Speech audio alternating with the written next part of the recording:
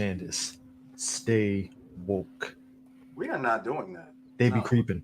They be No. creeping. They be creeping. No, there's nothing. There's nothing to stay woke about with this movie. See, the reason why I say that is because when your best friend tells you that you have no business going to that white woman's house, exactly, you listen to him. Here's the thing. Exactly. Now, Exactly. So welcome, ladies and gentlemen, to a special Halloween episode of 3BGPodcast Geeks. Like, click, subscribe. Boo, Black Geeks. Boo, Black Geeks. Ha ha. Like, click, subscribe. Go to our website, 3blackgeeks.com. Follow us on all the social media platforms, X and Facebook. What did you X? X-Force. X. Yeah. That is the most whitest shit ever. You go from the ballin' ass blue Twitter to balling. Was the bird really that balling? The revamp was kind of looking a little good. The new revamp was kind of looking a little good from what I remember. I could be wrong. Could be could be Mandela effect a little bit, maybe. You know, sure. Yeah, that's definitely a Mandela effect. But no. Meanwhile, here at G at B, like G, like we at G Thrack Beaks. We are talking about this movie called Get Out. Now, this is a movie. I think this is a movie that I'm glad I saw in the theater with black folks. It was like an early screener. Yeah, you were still in Japan, Sue. Yes, I was. And, yeah, it was weird. It was a Saturday afternoon screener, which threw me off because I think D, you were working. Because I think I might have asked you, or maybe I don't know. Yeah, you asked me, and I couldn't. I couldn't, but it was funny because I remember it was so funny. He's like, "Did you see the preview or anything like that?" I was like, "Yes, Chris, I did." What do you think about it, D? It looks like a fucking nightmare.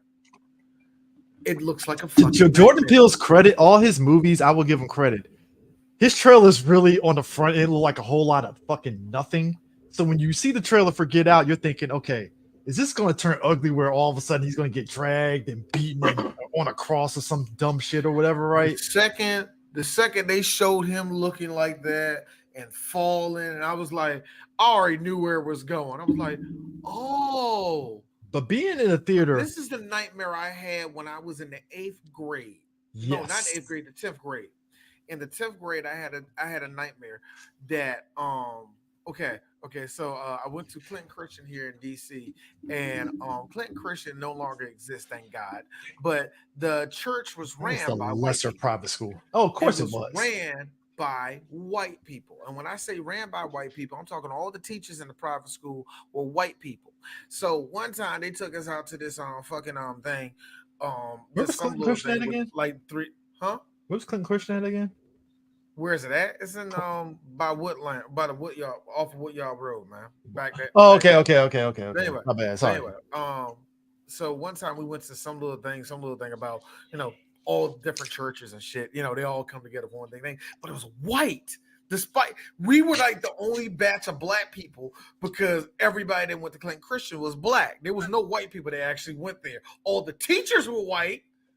Were white, but Clinton Christian got all the white folks from National Christian Academy. That's what happened. This is what happened. We went over there and they were saying something about evolution. I don't remember. I don't give a fuck. That was the real big sticking point for white folk back in the late 90s. Evolution is being taught. We were monkeys. The Bible told us that we weren't, and all that bullshit. So I remember getting home and having a dream where I got on a bus, and when I got off, all the black kids were gone, but I was still there with all of these white kids. Now, note, I have not developed my a distrust yet for certain white groups. I don't trust too many white women. I don't trust old white men. And I swear to God, if you're older white woman, and your husband's black, I go, So there, I have my own. Everybody has their own prejudices. I don't let that move my hatred in.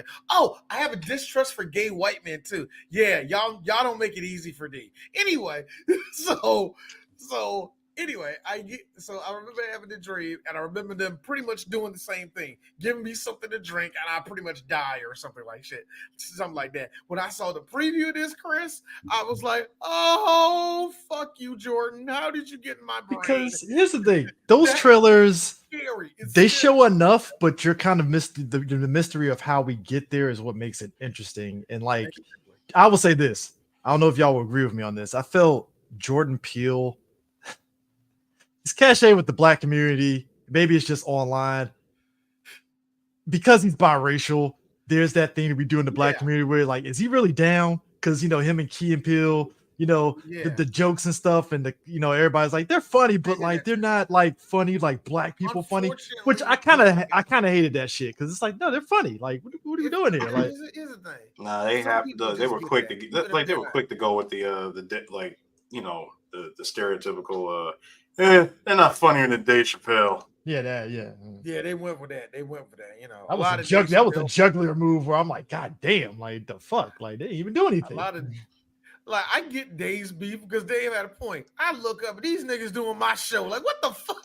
Like, they're doing the same thing I would have done. To be fair, Dave's beef. Hey, D. But to be fair, Comedy Central went through a series of trial and error. No, but that's what I'm saying. I don't think Dave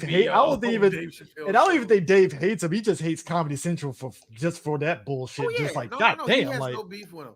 And a lot of people thought that he had beef with him because not the Dave Chappelle fans. I'm talking the Dave Chappelle fans. The ones that think Dave Chappelle's this weird revolutionary that's gonna rise up. I think that he got deep thoughts, and yes, he gives us shit to think about, but he ain't Bobby Seals, nigga. He's not going to be Fred. He's not going to be Fred Hampton, nigga. It's not happening. Like, so, let's think about this. Let's think about this, though, D. Let's think about this. I understand his beef. I understood his beef with Comedy Central, but I also look at it from Comedy Central standpoint. See, we gave you $50 million for a third season, and you left midway. Oh, we're petty. We're petty LaBelle after that. Petty, you know what? Here's the thing. I don't petty pin the grass over here, okay?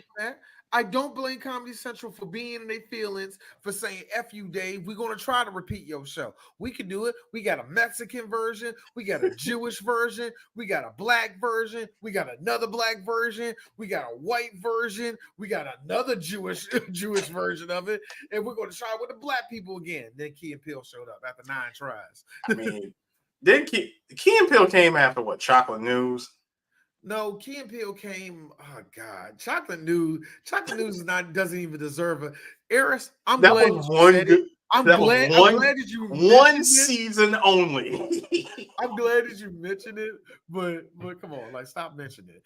but my thing with this cachet with the black community when this movie was like dropping was like, this is interesting. Okay, I think I like Jordan Peele. Here's where it kicks in. When Us came out, no.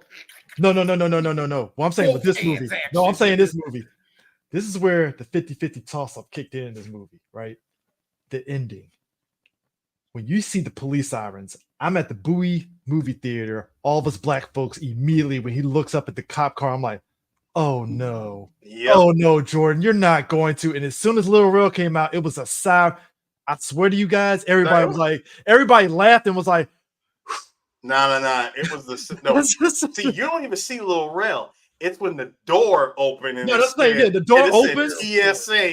When the door opens, we all was like, yeah. And I was like, that was the moment where it's like, he's either the black community is going to turn on him, or they're going to be like for him. And as soon as that TSA door opens, it's like, all right, Jordan, you had us for a second, and you did it. Got you. Now they did film an alternate ending where he did get arrested. Yeah, of course he did. And that's the bleaker one where the safe ending. If it was a white director, they would have used that. Hold on. Because BuzzFeed was one of the main places that was sucking off this movie. They was like, it's so bleak because that just shows that black men they're faced with going to jail. That's the way it was. It was like, Yes, that's the deeper ending. We ain't trying to see that shit. Nah. Can the brother Like, survive? just him telling Little Rel behind the Can prison. the brother survive at least? Just him in that alternate ending where he says, where he's like, "Yeah, I want to go to jail, but I killed him. I did it." And I'm like, sure, moral victory, gotcha. Like, you know what I'm saying? Like, I guess, but nah, man. Like to your point, can he win? Can he win? Hey, Chris. Thank you, son. The revolution. Thanks you. What the fuck you want me to say to that, nigga? And you can tell, like, if you listen to the director's commentary, you can tell Jordan was like, "Yeah, nah, I'm glad I didn't go with this." Yeah, like I get why you would kind of do two in that, just to see which hits, you know. Just to see what the second one, when you see that door open up, all right, for me, I didn't see this movie until months later. Yeah, and thought it was brilliant. That's the best way I can say it. Just thought it was brilliant. I thought seeing this is actually my second time. Only watched it once. This is my second time, and I enjoyed it more watching it the second time. But the problem I have with it, and I'm going to try, and I want us to not reference anything that we seen on the internet talking about theories and all that. I want everybody to know what we think, what we feel. Oh, no. I don't go in theories. I don't want us to go based on anybody else. Us talking about that alternate ending right there. Yeah, there was something I didn't want to talk about that. That's just weird to me, man. But anyway. But I would say this, like, yep. Now here's the funny thing. Yeah, especially Candyman with Virginia Madsen, like kind of like being the focal point of everything. Now, yeah, they're going to be like, unfortunately, Tevin, let's put it this way. They're going to be set in the hood. When you do certain horror movies, most of them are going to be set in the hood, or at least in a black neighborhood or something like that. Like Bones. I will give Nope this. At least that was in the middle of the desert where black people really don't populate at. I will give it. There are some black ranchers, so it's kind of like the mix of both. Oh, yeah, I'm glad that got exposed because there are plenty of black ranchers out there. It's quite a famous one. Actually, I'm mad because my kids didn't go to the fucking rodeo this year. And the Bill Pickett rodeo. Oh man, the Bill Pickett rodeo around here. Every time we come through, everybody go to that shit. Look, black people. That is like our Oscars. We will dress the fuck up for a Bill Pickett rodeo. Niggas, Yellowstone with niggas. That's what that is. That's Yellowstone for niggas. Black folk don't want to be around the country buying horse shit or none of that. The Bill Pickett show come through. All of a sudden, y'all want to wear jeans, Wrangler flannel shirts, Wrangler flannel shirts. And all shit. you look, I'm gonna keep it real. All you basic niggas gonna start blasting that Beyonce album, aka man, aka Safe Deadwood.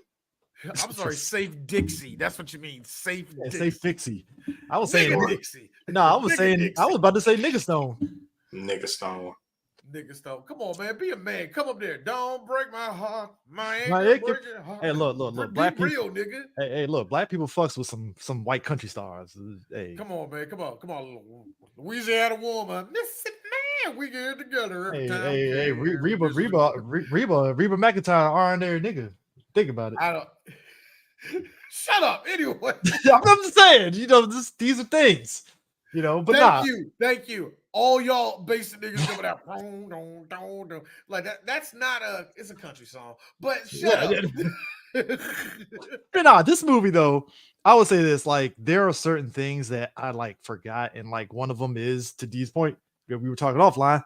Hey, Lakeith, I totally forgot this was the opening of the movie. He came out there like any other black person in the middle of white America. Yeah, man. What's up, man? I'm around all these white folk, bro. Oh no, the one that got me though, when he sat there was like, also scared me because I was the last white party I went to. I had a moment like that, and I called Eris. Eris, she didn't pick up. I had to talk to the Bird, yeah. But I was like, "Yeah, what's up, D? Like, man, I'm out here in Virginia, nigga. Where you with?" Somebody at my job. Like, what's up, man? Like, where you at, Virginia? Like, I'm in McLean. What the fuck you doing in McLean, nigga? And I'm walking down I'm walking down the sidewalk, thinking, hey, D, I don't think niggas are allowed in this section of them because it's like it's not where the big house is out there in McLean, man. So I'm over there. I just thought to myself, Oh, niggas are alive. man, I wish I did answer. This is a 2007 Eris. Still, So I don't think I was. no, allowed still. I wish I did answer the phone that time. I'm like, I would have told you myself. Nigga, you be all right. He ain't hanging people That's what this year. Bird said. He said, "Yeah, you all right, man. You all I right." was like, you'll be all right. Nah, the one part that had me rolling is when now, here's the funny thing. Where you at, man? I'm all the way out here in Asheville. What? Huh? I'm out, all the way out. Actually, Eris, where you was at in 2007. I'm in Centerville. Nigga, get the fuck out of Centerville. What are you doing? I'm like, what's wrong with Centerville? Well, In 2007? I wasn't here. 2007? I was not. Yeah. I was not on that side. Not in 2007. That's what I'm saying. In 2007 in Centerville, hey, you a coon? Why? The realest, the realest shit with Lakeith said. The realest shit from Lakeith is what I've had that moment too, when that car pulls up beside him and he was like, you know what, nah, man, I'm about to go the other way because you ain't about to. I already seen this. Like that, I have done that a couple times where I'm like, nah, bro. Seen too many stories. I know this. I do. They jumped like, you know. Yeah, no, you're right. The way that he hit that, like the way he hit that corner, he was like, nope, I've seen that shit too many times.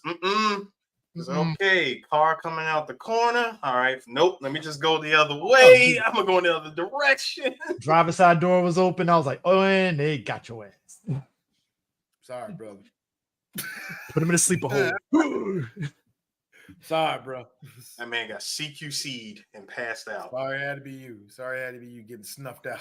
Also, I kind of feel some way because, you know, most black guys, we got eyes in the back of our head. Like, I kind of wish there was an actual, like, fist fight that happened at least. Okay, you know, put up the fight a little bit. You know, we feel danger coming. Yeah, it's kind of, you know, Eris knows this. Sense. Yeah, we were retrieving my car in, you know, West Baltimore. That was fun. That was fun. That was great. 2 a.m. I gotta find my car because it got towed. Great. Yeah, fucking great.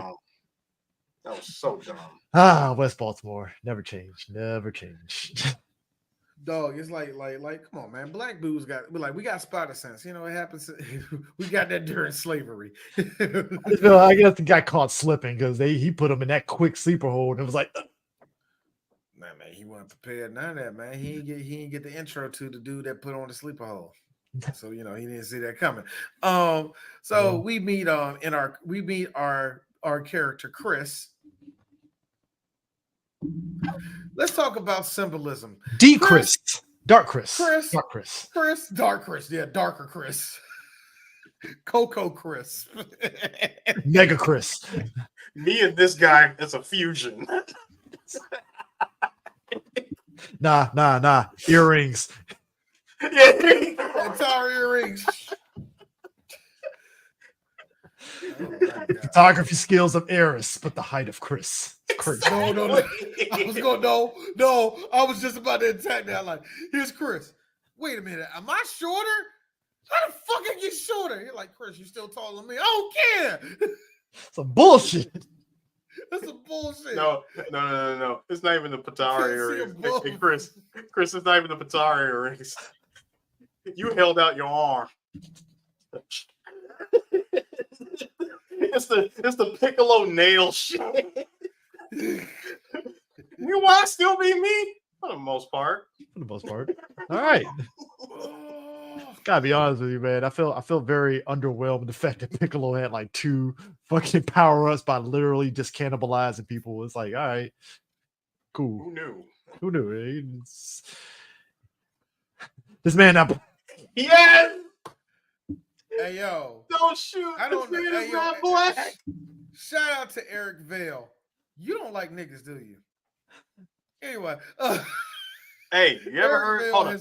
You ever heard Eric? No, you ever heard Eric Vale? You ever heard Eric Vale do his opening line from the Super 13 movie when he talks to Trucker Hat Super 13? My man said you and your kind is a plague. Sir, that is the Make America Great Again hat that he had on. Okay, it's just we just didn't know it at the time. No. You will not disrespect. You will not disrespect that fire ass merch called the Red Ribbon Army Trucker hat. I will not sit here. You mean Mara? Make America Red ribbon again, I guess. I No, don't know. no. That is just pure just double red R's, ribbon. just double R's, just Double double R's. R's. Double R's. Come on, remember, we're the Dragon That is Ball double version R. of the Nazis. We're the Dragon Ball versions of the Nazis, yeah. So come on now. We're the fun ones. I think they were really. We're the fun ones. I mean, Chris has literally the snowflake ass girlfriend. And you know what? I said this to D before we started recording. Just upon further inspection of his girlfriend, she wasn't worth that weekend trip, dog. Yeah, She really weren't. Yeah. Especially You when weren't worth that trip. to be honest with you, she was cute here, but then like when she went evil Sith at the end and was eating cereal out of a cup like a fucking like a damn just a maniac and shit. Oh no, she that was wasn't looking too good. Yeah, that's like that was pure psychopathic behavior because number one, you got the dry cereal, the glass of milk on a tray, on a bed. That is psychopath behavior, though, bro. No, the psychopathic part, and I didn't catch it. This is something I caught. If somebody knows this, it is known. I didn't know. She ain't let the colors mix. Pure white and Fruit Loops the color. Jordan, if you put that in there, I saw that one. That was a good one. Because I was thinking, like, why are you drinking it out of a straw? First off, white people. Second of all, she's not fruit. Oh, I see it. I mean, I think it was like, but I think just like seeing her, and I was just like, to Sue's point, it's like, I mean, I see it, and then when she went psychopath, it just like she went ugly. When she was like psychopath looking, it's like, she ain't really ponytail. No, at that point it was ponytail. She's wearing all white. She marched on the Capitol at that point, and it's not really good. Sorry, the button up, going through Tinder. I wonder how big it is. No, well, she did tell Chris, you were my favorite. I gotta be real. Hey Chris, and I got a better one. This is what I said. We're going into symbolism with this. Hey Chris, if I ain't mistaken, hey Eris, you ever been with a white girl? No, huh? No, yeah. Have you ever been with a white girl, Eris? Have I actually had like a long-standing relationship with one? No. No. Let's just say, look, sir. Look, sir. I've had my listen. I've had my taste of peanut butter. Okay, we're gonna put it like that. Did they at least wash their legs? Chris beat me. How did you know? How did you know I was going to say something about what? I was going to say feet because white women and me refuse to wash their feet. Tarantino showed me the way on that one. But nah, it is different. It is different. Cut of yellow on the foot. It is different. The experience is different when they are of import variety. I just gotta say though, his girl. No, because I was literally was just hold on, real quick. Joke was gonna be Chris. She was the only one but a white girl. Right? You like, yeah. Here's us. See, Eric. See, Chris like this. Like, yes, I see it. All I'm saying is, jokes dead. I'm laughing at the Eris figured a Ukrainian girl when he was a DJ. All I'm saying, Jesus Christ, hey, he's in Japan. So more than likely, a lot of shit flies. Croatia. And bear in mind, I was in Japan before the IRL degenerate streamer started showing up. All I'm saying is, he was doing a lot of, Mixed Master Sue over here was going in. I was. Good times. Some drunk Asian, some drunk Japanese girl. Fuck Master Flex. DJ Sue, but close enough. Like close enough. Get on this dick. Zip. DJ K Slay. Eris looked at her. Eris looked up over. K Slay. He said K Slay. Dropping hard F like every other word. I gotta say this though, Rose. She was living. Rose was literally living out her black dream in every scenario. So, That's crazy. Your job is literally to hook up with a black guy, get real by them.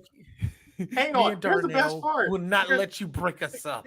Here's the best part. Hey Chris, this is the best part that makes that that makes that whole setup work. He's a photographer. I do believe they have done a story like that on Black.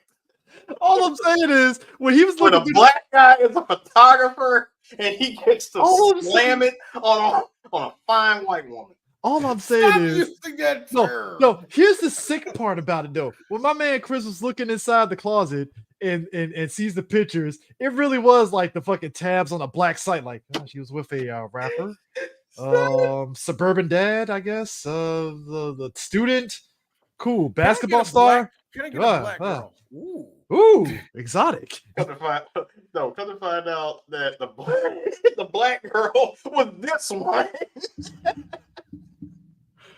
She got the black girl that wanted to experiment. Taking the so, you know. shittiest Hold on, selfie all right. together. Since we're doing pictures here, Eris, I need you to help me. I mean, I need us to do jokes. I got a next one because everybody made this joke. I got to make the next one. All right, don't worry, Tyrell. You're going to get drafted to the Hawks and your whole life is going to change. When you are waiting to be a first round draft pick. I have nothing. I really don't. Come on, you got one thing. You got something. You got Hold something. No. Hold on. I got it. Me and Tyrone are gonna have mixed kids, and it's gonna be excellent. Here's a good one. Like, all right, here's one for y'all. Sir,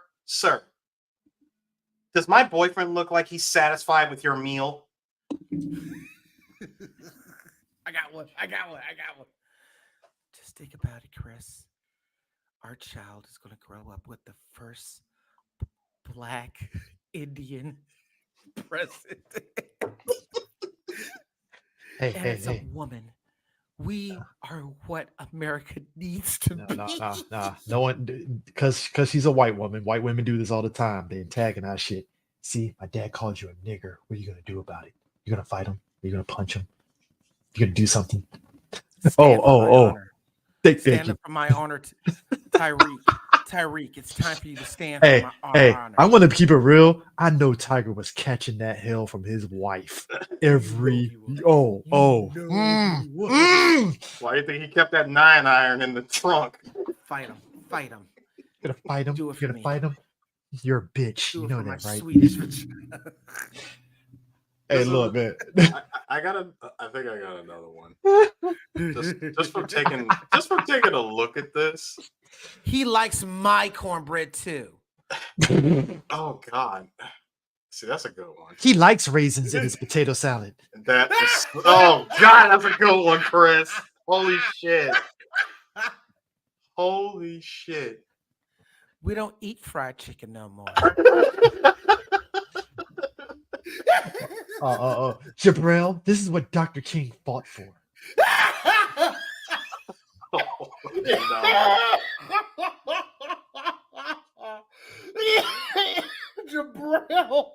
Jabril, that's a holy shit. Y'all are killing me. Yeah, she does got a strong jawline. I ain't gonna lie, dog. She do. Oh man, that's a jawline. This is 20. Man. Even though this is 2017, that is that's a bison almost shit, no. That is almost up there. That's close to a bison shit right there, my nigga. So she got that. Really hate to. I know it's low hanging fruit, but she really does have that Mary Jane jawline. Look. I'm gonna be real. Yo, Eris. In the words of Cameron Giles, good chin. She got a sturdy chin. A sturdy chin. Hey, I ain't gonna lie though.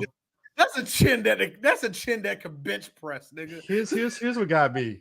She's on the couch playing with his dog and is talking about God. Our dog Sparkles. Which that kind of lines up with the kind of dog black people would get anyway. So that tracks. Yeah. But like what got me is how he was like, so did you tell your parents I'm black? And she did. Again, typical white thing. Well, what does it matter? I'm like, it kind of does. Red flag number one. Yeah, that was red flag number one. Exactly. Why you gotta do that, guys? Because white people that listen and watch Three Black Geeks, how you doing? This is D. Because we know. First of all, y'all are all stars. Just so you know, y'all are all stars. Number one. You're the good Caucasians. And when we finally raise up during the revolution, you will be spared, but do not ask where you fall at, for you will be spared, you and your house. So Be sure to be at least 5 miles outside of the radius of the gun line, yes, and you will not be harmed. my suggestion: if you have a city with a decent sized black people, do not go to the south side. I repeat, do not go to the south side of that city. She If said, so "What is happens it you like?" are in those weird cities where the north side is actually the tough side, vice versa. Just don't go where the niggers are at. Okay. She really played the whole, Dame in the Woods. Like, what does it matter? What does it matter? I don't understand why we gotta do that. I This is a free country. Like I said, that was red flag number one. Red flag number White two. people, we know red- know that your relatives are racist. Red flag Have number you two. seen- Red have you flag seen number manga? two. Number two red flag. My dad will tell you that he would have voted for Obama a third time. Oh, run immediately. Run. At that time, I'm like, son, y'all ain't left the house yet. It's not too late. Make up something. I'm like, nigga, lie. Say you got overtime. You getting paid double overtime to work. Say you shitting too much. Something, man. God, I mean, say you got an emergency wedding shoot because you're a But see, photographer, right? Because here's the thing about that line about I would have voted for Obama the third time. Have you ever got approached with that line before?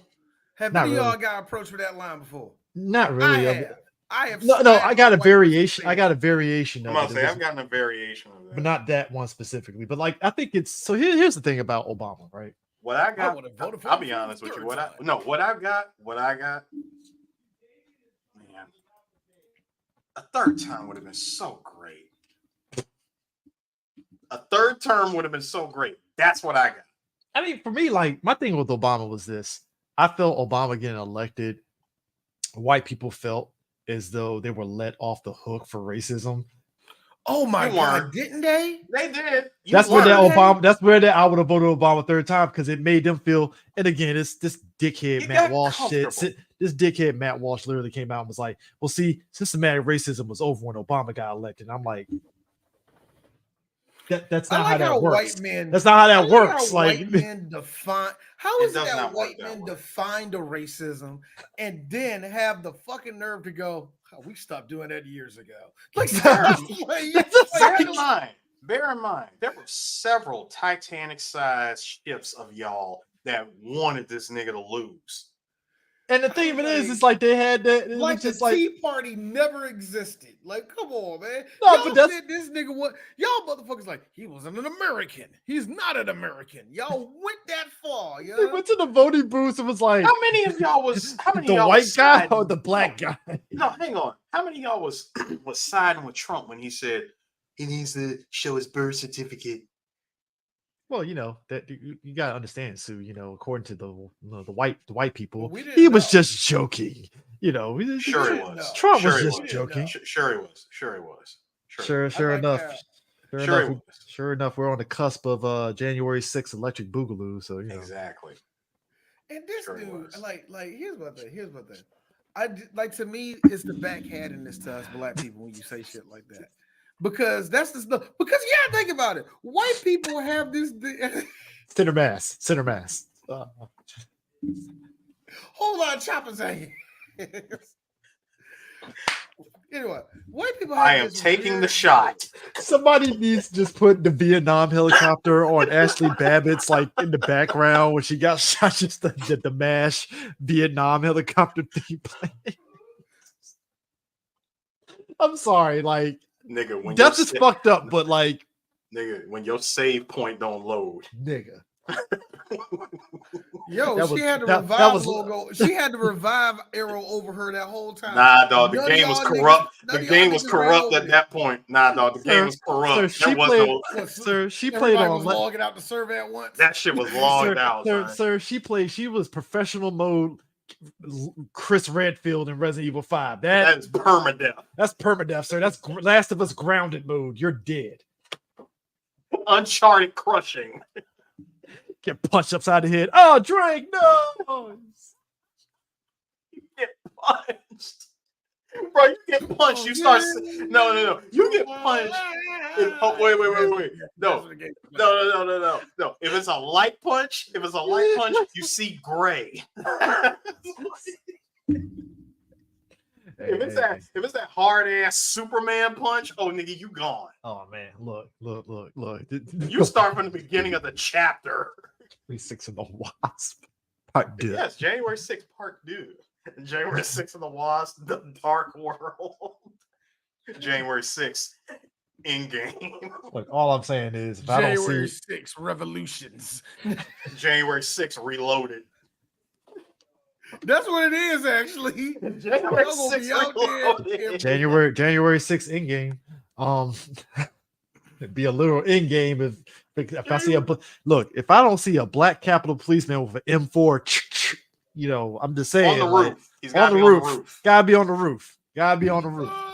No, I want to see one dude get picked. I want to see them people get picked off like they did in the Squid Games. No. They get shot in the head. Hey, Chris. And the bottom part of the body is still running.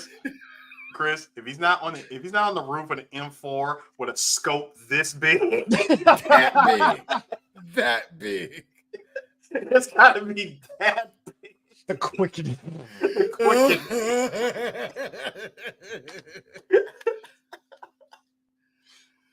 Oh God, man! Speaking of which, Little Rel. That's so funny. I feel that the Kurgan and McLeod can fight in the middle of the January 6th riot. Look at him, McLeod. Look how everything is going on. Sir. Look at this. Sir, we came close to a Kurgan this past January 6th with my Skyrim dude. Oh. Mama, tell him I can't eat meat when I go into jail. I'm vegan. I think you will. I think you're going to eat meat, first but of not all, the meat you want. First of all, Gobble. First of all, that man had no business. No business. Like no. Face like this. No, listen. He had no business whatsoever walking in with that freaking low rank Monster Hunter armor set. Okay. Dude, do not insult Monster Hunter like that. You know that dude was trying to look like a Mon-Chi-Chi, but fucked up. So he put like horns on that. No. That is a low rank. That is low rank Monster Hunter build that you get just from fighting random wildebeest and like out on an expedition. You can craft armor from Sword is wood. Yes. It's either bone, wood, or steel. I mean, I think going back to the movie though, like Little Rel's character, I loved him. It was basically the black audience. Yeah, black audience and stuff like that. He, they're driving and he's talking and stuff. He's like, man, how are you not understanding that picture right there? I like how Little Rel looks like an old black man now that he's doing Ozempic. Anyway, I'm sorry. Wow, dog. Really? You gonna call him out on Ozempic? Hey man, you don't drop that much weight like he did. He got diabetes, sir. He's black. He got diabetes. Yeah, he took Ozempic because he got diabetes. Exactly. So win-win. I'm happy for him. I'm just saying he aged. Yeah, circle. Circle. Look, it is Eric, all a circle. I'm just saying he was a circle and now he's an eye. Wait, what? Stop, nigga. Stop. Rise of the beast. Extinction. Age of extinction. Oh, it's gonna be some extinction, all right. It's gonna be some extinction, all right. But not like I like how now you got me making me think there's gonna be doom music playing as they fight on the jump. January 6th, Dark of the Capitol. Dark of the Capitol. Look, all I'm saying is this. His character played, like I said, he's the audience, but like he felt very natural, like a black guy that works TSA at the airport. Like does everything. That's a nigga that work TSA and actually like his job. That's actually what that is. That's a rarity. That's a rarity. My cousin was like that. She was like that too. She was annoying. It's a cushy job if you think about it and stuff. But also when you think about it, TSA is the most bullshit like thing that was ever added after 9/11. We're not going into how bullshit their job is. They gotta live, Chris. Don't bring them to reality. Let them get their checks. Gotta pay for TSA pre-checks. I want to take off my fucking shoes because apparently there's a bomb in my shoes. I guess. No. See, word asshole or asshole. See. Understand something, sir. You pay for TSA pre-check to not take your shoes off. Yeah. You also pay so that you don't have to empty everything out of your freaking carry-on. Like the peasants. Yes, like the peasants. I paid for it. It's $90 for 5 years. Fuck you. Get your money up. That's all I can say. God damn. Meanwhile, some poor person in the Philippines is like, hey, I'm broke. What the fuck, man? Like, you know, Well, like, first of all, outside of the US, that shit don't exist for you. True. It's like my white boy in there. Embarrassing. Like, there's $1 in here. That was embarrassing. He's Leo. He's Leo in Wolf of Wall Street. Just. And I will take, I will take those vodka martinis and keep sending them over every 5 minutes until one of us passes the fuck out. Nah, but I like his characterization of him telling them how weird it is, this whole scenario is and stuff. But again, him starting off the conversation like, man, you know, your girl really wanted me before she wanted you. You know that, right? That's some shit that y'all would do. Yeah, that's a classic. That's how you know you are best friends, when y'all can fuck with each other like that. I want your white girl. We're still friends, right? Yeah, we're still boys, right? Take this shit seriously. You my nigga. All right, cool. Cool. I don't want your white girl. I don't like white girls like her. If she was Spanish, then we have a problem. You know, exactly. I mean, bro, come on. Listen, come on, man. You walking around with a picket fence here. Fair. That is fair. She is built like a picket fence. Flat. I was trying not to say that. She's one level, Eris. She is one level. Look, she ain't Diane Lane, so you know. Oh man, we're not exactly dealing with I need middle of the road white woman. We're not Glenn Close. We're not dealing with a Renee Zellweger here, okay? Renee Zellweger. Man, she was a thing, wasn't she? She was. Yeah. They like the ice like this. Well, she took over Meg Ryan. She tagged in for after Meg Ryan. You know, yeah, she really did, because that was a thing. Meg Ryan was a thing. I'm a better actor. What the fuck? No! Fucking yeeted her ass out. No, took her to Suplex. Go back to Dennis Quaid. She took her to Suplex City and never got up. Boy, man, tossed her ass right up. She ain't show up until Maverick. That's how bad she beat the shit out of Meg Ryan. I ain't never seen a woman in Hollywood eat an L like that yet. In the words of Steve Smith from American Dad, yeah, the hell with her for getting old.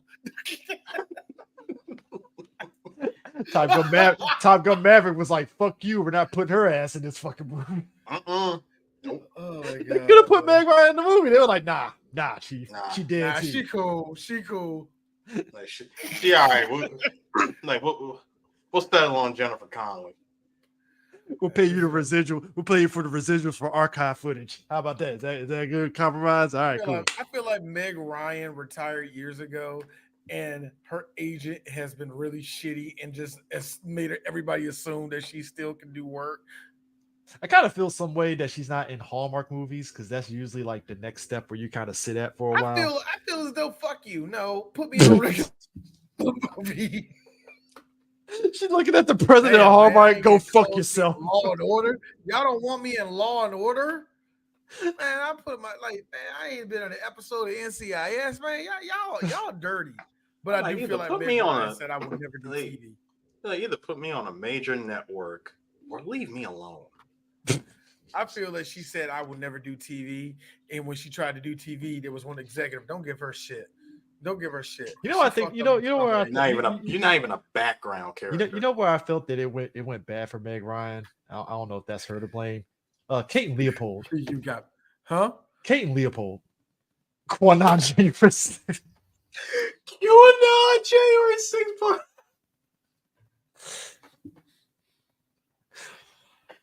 That's why we love our fans. No, Kate and Leopold. I think that's where it was. It's like that didn't hurt Hugh Jackman because X-Men and shit, but like Meg Ryan that was it. That was it. Yeah, it's like, hey man, you're like 40 now. I don't think you're cute anymore. I don't think you're spunky no more. I think you got no spunky in you. Last one, I promise. January 6th, QAnon rises again.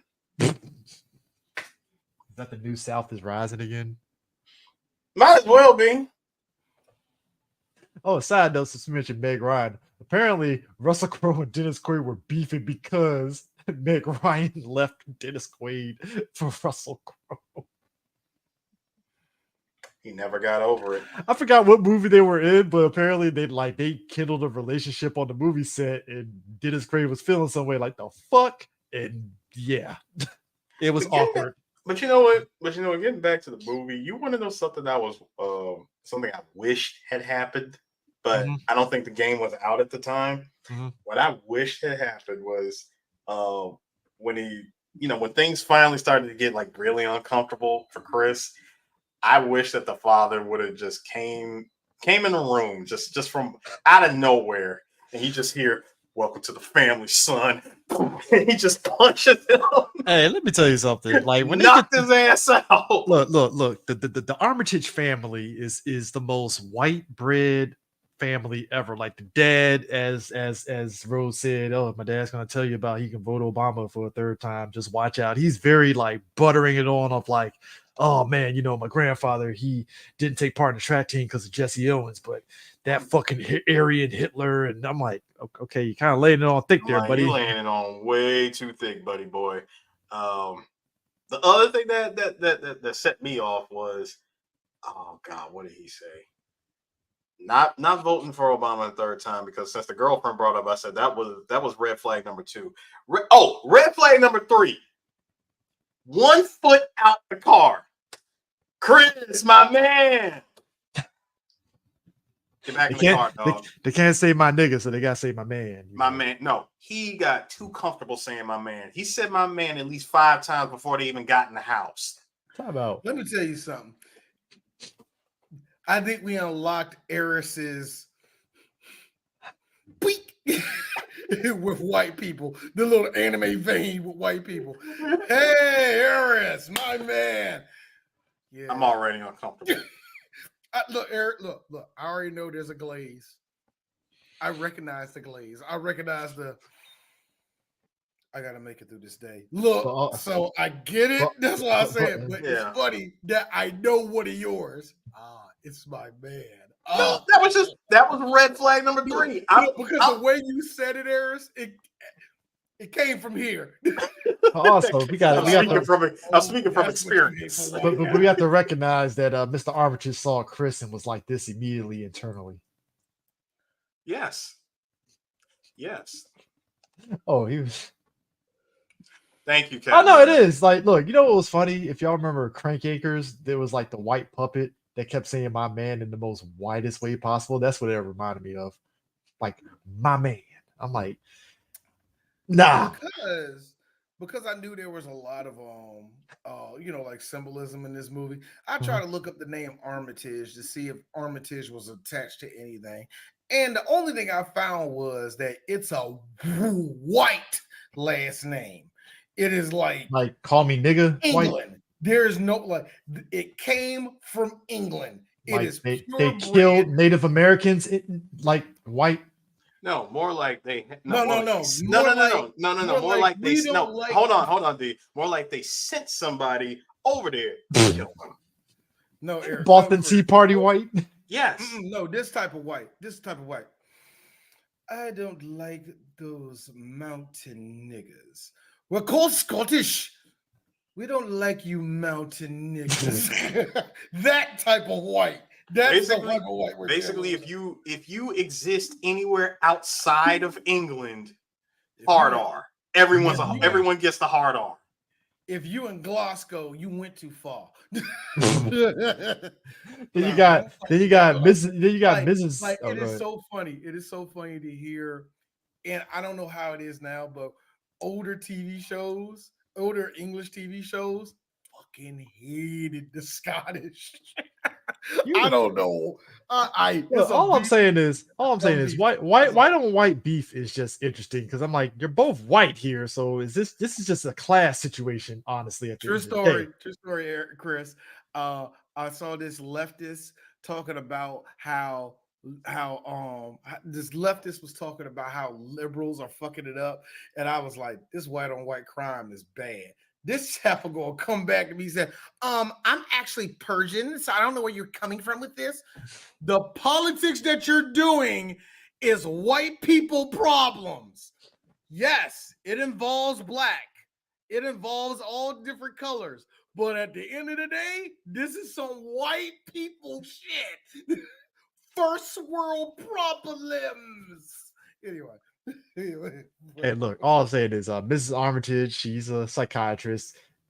Catherine Keener kind of played her very like subtle, sneaky in a way. Like, it's like, hey, I'm gonna be cool with you on the front end, but deep down, I'm actually an evil white woman.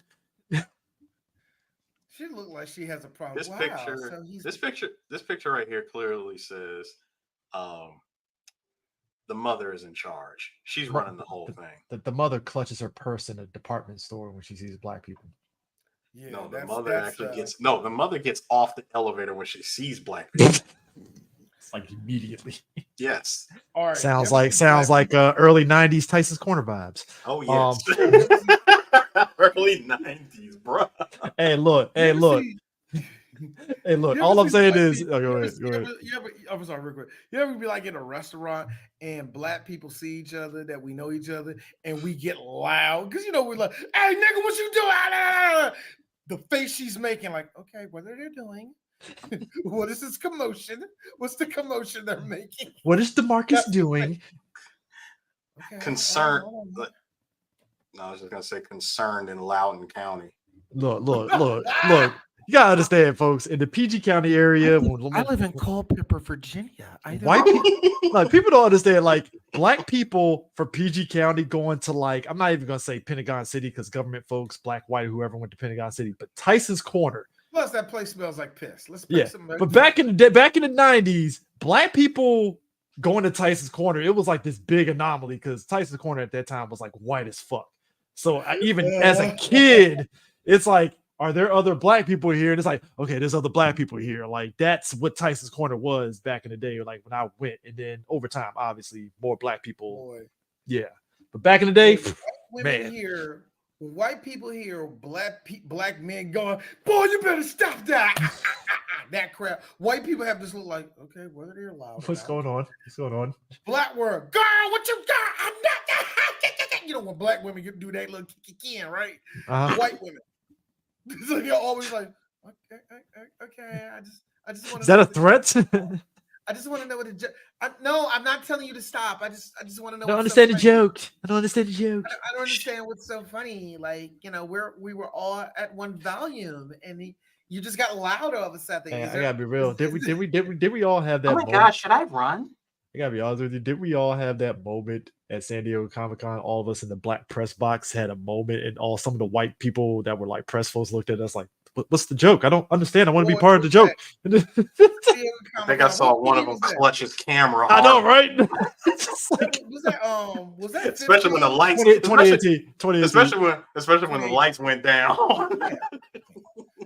Boy, okay, so 2018, the whole press box during the WB presentation, right? The whole press box was full of niggas, not just the black folk that was from DC and Baltimore, but there were also this little contingent of Latinos that was there and a couple other black people there, and it's like white, and like one more white. Everybody else is niggas. So much so that when Alicia Tyler came out there and saw all of it, it's like, look at all these black folk. Alicia Tyler, funny as shit. Look, hey, Chris, keep it real. Alicia Tyler, with her riding the fucking fence ass when it comes to black and white issues. No, I know you a sister, and I know you with us. But I be watching you sometimes, Alicia. But she was like, I know that's right. Look at all these black folk.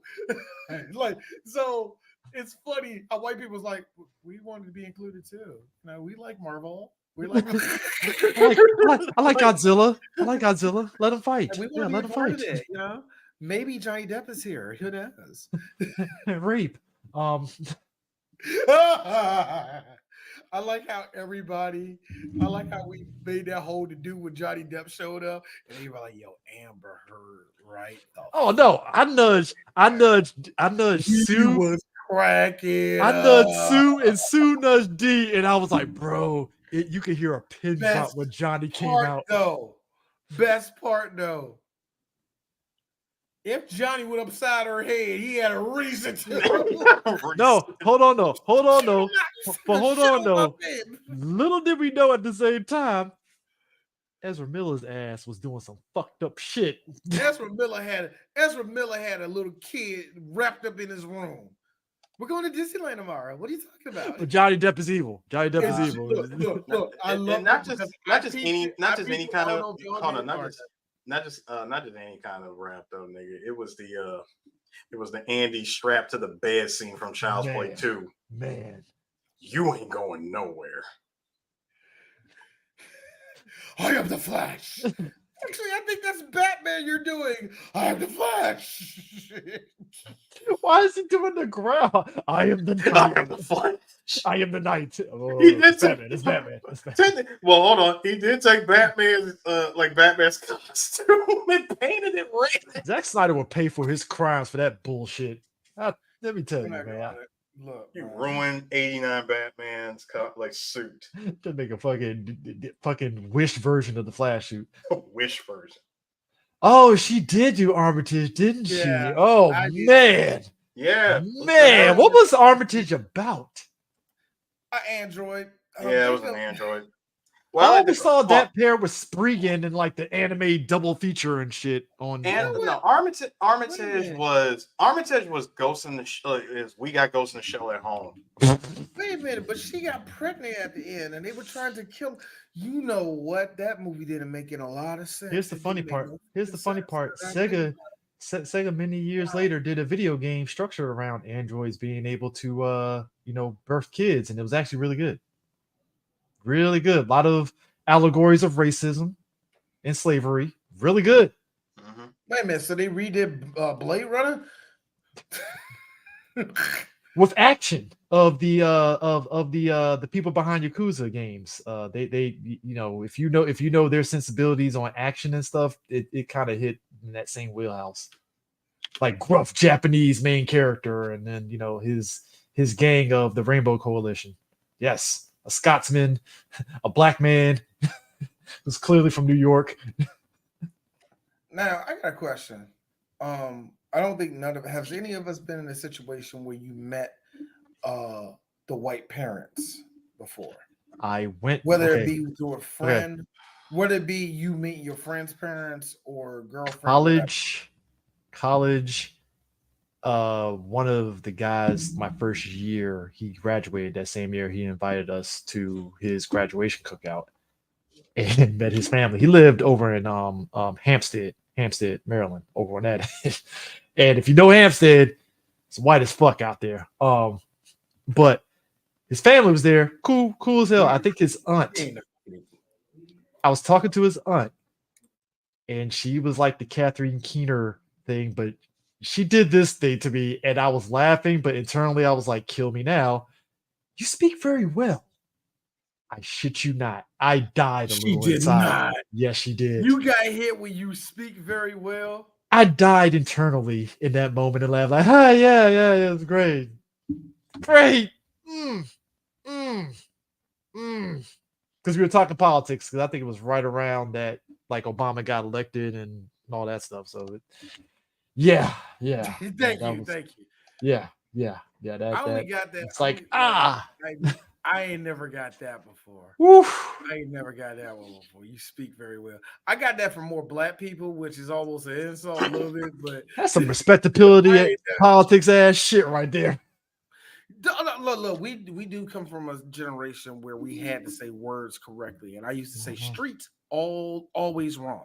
So I always have this weird thing where I'll pause before I say the word street because accent ass is still kicking my ass. I used to say screek.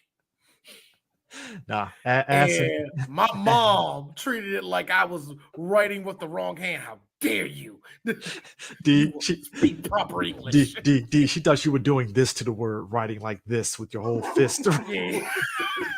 That's exactly. People that talk like that, nigga. Man. We know people that talk like that, yo. Come on. Hey, I gotta be real, guys. I think the one that I got hit with was oh wow, you're very knowledgeable. I feel that's even worse. That is the most worst backhanded compliment ever. You're not like Is that I'm very dumb. it was like I'm very knowledgeable about it was about a subject or whatever, and I'm like, what, because I know my shit? Eris is like Negan, like, excuse the fuck out of me. I hit the other Negan joint where I'm like, Did you just threaten me? No, I'm stifling a laugh going, really? Nah, it's the whole. It's the Negan. Did you just threaten me? Yeah, it's like, I'm sorry, but did you just threaten me? It's like you call me a slur. Okay. In the most backhanded way possible. Actually, I love that now that we as black folks. I unlocked it. I unlocked one. Okay. That's why I don't like it when nobody calls me that. Okay, one white friend I had worked with him, went to his house at least 3 times. Mm-hmm. His dad always saw me. Big man. That's why I don't like it. Oh, I know that. This is hit you with this the is Tiger very Woods big therapeutic. dog. This has been very D. If I was there with you when that happened, because I'm your best friend, I would have nudged you and quietly said, D, we need to get the fuck out of here before he puts you in the Mandingo fights. I gotta be real with you. You want to know the sick part? Top 5 most genuine white person I've ever met. His dad was cool as fuck. I'm talking salt of the earth, nice white guy. He was really nice. God, was it Larry? I think his name was Lawrence. I think it was Larry. God, I feel bad. I don't remember his name. Shit. Damn, Dennis, what's your daddy's name? I forgot. Whatever. But yeah. Nice white man. You know what I mean? Just like straight up, won't harm a bone on your body. Like, that's what he calls it. Big man, how's it going? Like, he's the guy that was the white guy. He literally was just one step away from giving you the white man, good game slap on the ass and shit that they always do. Go hustle. Go hustle. Big dog. Let's go. Big dog. Tim Waltz come off like that to me. Tim Waltz gets bitches. Yeah. Tim Waltz got bitches back in the day with that. All right. Tim Walsh looked like a dude, looked like the coach that have the whistle out of his mouth like this the whole time. Get over there, kid. Make sure you do that. Make sure. Guys, let's go. He's awesome. Tim Walsh like he's about any second about to do that shit. There you go, son. Good game. Oh, that's going directly to your ass. Now, does it like here's the thing. Does it mean anything by it? No. Is it sexual for him? 10%. 10%. Look, I ain't gonna lie. I'm not gay, but I get to slap cheeks a lot, so you gotta take a little bit of joy in. And it ain't my wife's. Nudge, nudge, wink, wink. Those are teenage boys. Yeah, when you say it out loud, it is bad. Okay, yeah, it's bad. It was very bad. Say, hey, break it up. Break it up. Break up the malarkey. All right, cut the malarkey. Oh my God, we're turning into white people. Ungawa. Which is what Joe Biden, I like Joe Biden, but that malarkey thing is like, hey, yo, Joe, you need to retire. That is Delaware as fuck. Like, no, turn into white people, which is exactly what this movie is about. And we see that very, very, very clearly. Oh, dude. When this scene happens. Let's keep it real. All right, let's keep it real. So the big part, like the big get together happens, right? And Chris is walking around, just trying to get a feel of everybody and everything. You know what I'm saying? Like, all right, let's check the temperature of this. Let's check the temperature. Let's check out the playing field here real quick. I just want to make sure, I want to make sure. No, not just I'm the only nigga here. I want to make sure that it ain't just me. And by that, I want to make sure I ain't going crazy. I'm not starting to go crazy. I'm not starting to be paranoid. I like how us black people form these plans out here. Okay. So I am the only black here. I need to make friends with the ones that ain't going to turd on me. I mean, Like, look, so when he walks around and he's talking to everybody, first of all, when you just happen to be introduced and all the white people there literally turn around, like they turn and look at you like they're being controlled by Las Plagas. I just gotta point out here, there's a lot of happened to me twice. It Happened to me sets twice. it There's- sets such a such a tense atmosphere that you just you want to get the fuck out of there. Happened to me in my 20s, and I thank God I didn't really process it the way I should, because I probably would have went to the bathroom and cried. It scared me that much. You know what I mean? To have a whole room of white people to see you like that, it scared me the first time. Now, me as a grown man, it happened to me not too long ago. Room for white people look at me. Yes, I'm a nigger. Anyway, but the dynamics. But look. Much like Dave Chappelle. And Eric, you know this about me. I love my city. I love DC, and I love the hood, man. But the older I get, boy, I'm comfortable being not around y'all niggas. Look, what they do? I actually quite enjoy it. Look, I got to be real. Every now and then, I ain't around my people. Oh. Sir, when Chris walks around and when he spots a brother, it's funny how we all got like our own black radar. Where like the moment we spot one, because I mean the black man head nod is like a thing. Hang on. No, I'm not talking about the field hand that they got. I'm not talking about him. Okay, I'm talking. I'm talking about the black male dynamics. If you just out in the street or just see anybody, it's like, hey, what's up? Right. But but this is period. Go ahead. No, I'm talking about in general. He just spots him. Dude didn't even lock eyes. He didn't even see him yet. He just noticed. Hold up. Frame. That's a brother. You walk up to him real quick. Hey, what's up, man? Oh my God. It feels so good to not be the only black guy here. Why, yes. It is actually quite wonderful to not be the only one. I thought that I was the only one here myself. Oh my God, Lakeith, why did it make you talk? Oh my God, Lakeith, why didn't make you shave off your mustache? Sir, you gotta understand. White folk do that to you. You have to understand that Lakeith basically was like this to Chris.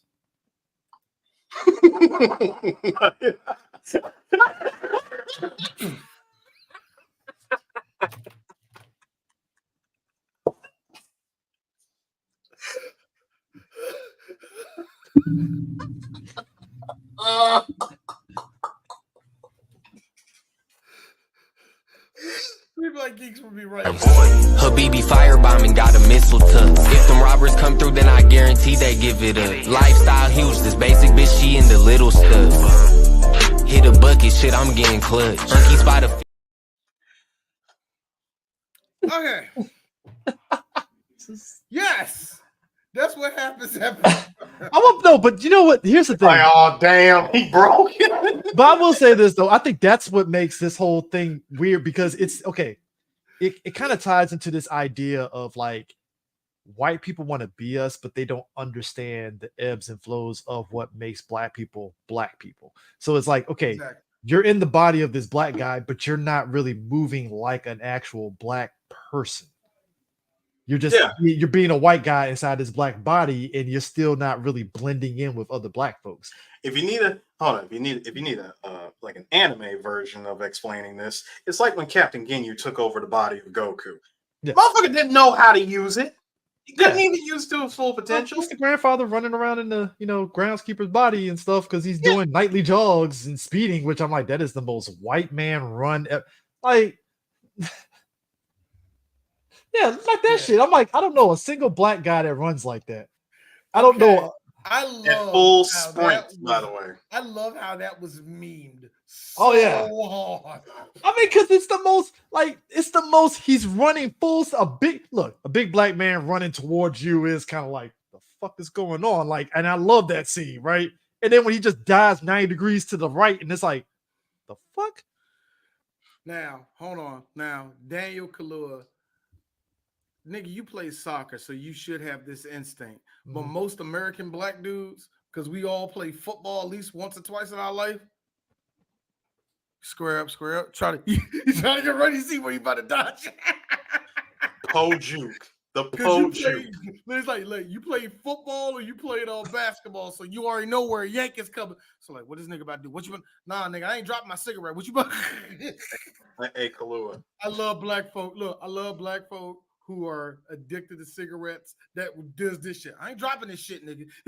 I mean, no, yo, look, I laugh how she. I got. Listen, man, I got 6 things to say to you, Kaluuya. 1, 2, 3, tuck and roll. And look. You knew.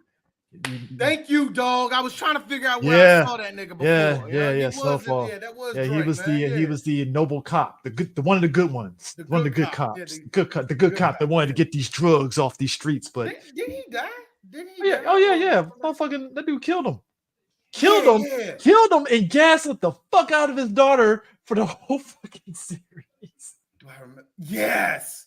Gaslit the fuck out of him. And now I really know who the fuck that is. Yeah. Spoilers. Think that he was limping the whole season because as soon as he talked to her and threatened her to think, threw the kid on the ground and walked out. I was like, yo. Oh god, Snowfall was fun. Oh yeah, Snowfall and Sons of Anarchy are 2 shows. Perfect ending. I don't want to go back through it, but I think I will. Perfect ending to Snowfall. It's like, oh man, that was something. That was something, man. But like that whole dynamic of him being at the party and then talking to Bill from King of the Hill, who's like, I'm not like those white folks. Stephen Root. Stephen Root plays the most. I gotta be real. He didn't, but I was like, when I saw Stephen Root down there, I was like, I don't remember him doing it the first time, but I hope my second go through with this, I pick up on, and I'm like, Stephen Root, you again show me why you are severely underrated as an actor. He didn't do it in this movie. I thought he was about to act because Stephen Root, if you give him enough lines, he's going to give you all of him. And I like the dynamic of him literally being the whole, I'm not like those other white people, but you're still just as fucking worse as them, because it's like, all right, cool. Black people think there are degrees of racism. And yes, there are, but it's just diet racism and racism. Either way, the word either David Duke or you fucking or you fucking Jerry Jones. Take your pick. Like that's just what it is. No. Need somebody that's actually full diet. No, Jerry done lost that on me last 2 years. Okay, fair. I need Jerry straight up racist. I don't know, man. Like there's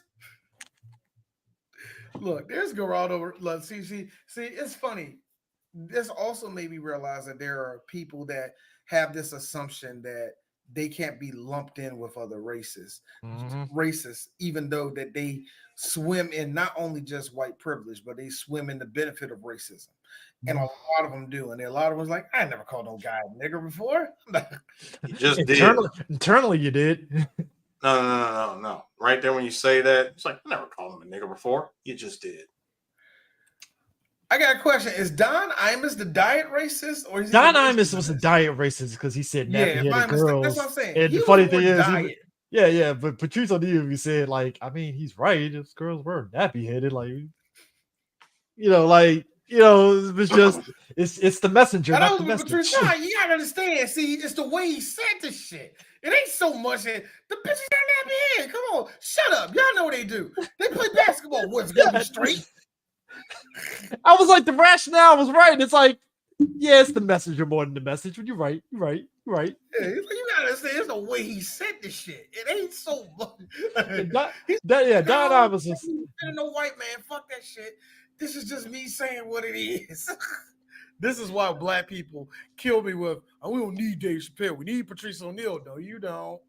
No, you don't. You don't want Patrice O'Neal back.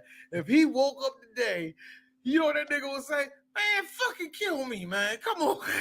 Oh, because them January 6th. Dude, his January 6th jokes would be fucking on fire. Because it would have been like trying to rationalize it, but also be like, I mean, I get it, but like, really, like, I'm still mad that Dave didn't go in like he should on January 2nd. I think he was just too pissed off. Like, I ain't gonna do this hey, shit. the Charlottesville shit on the fucking Def Jam fucking thing was fucking hilarious. Like, these motherfuckers came out there with tiki torches and the Target special. Like, what are we doing here? Like, Well, I mean, to be honest, the reason why is because, like Batman says about the Joker, it's been too damn easy. Would have been too damn easy. yeah, nappy headed 304s. Yeah. Damn. Double homicide.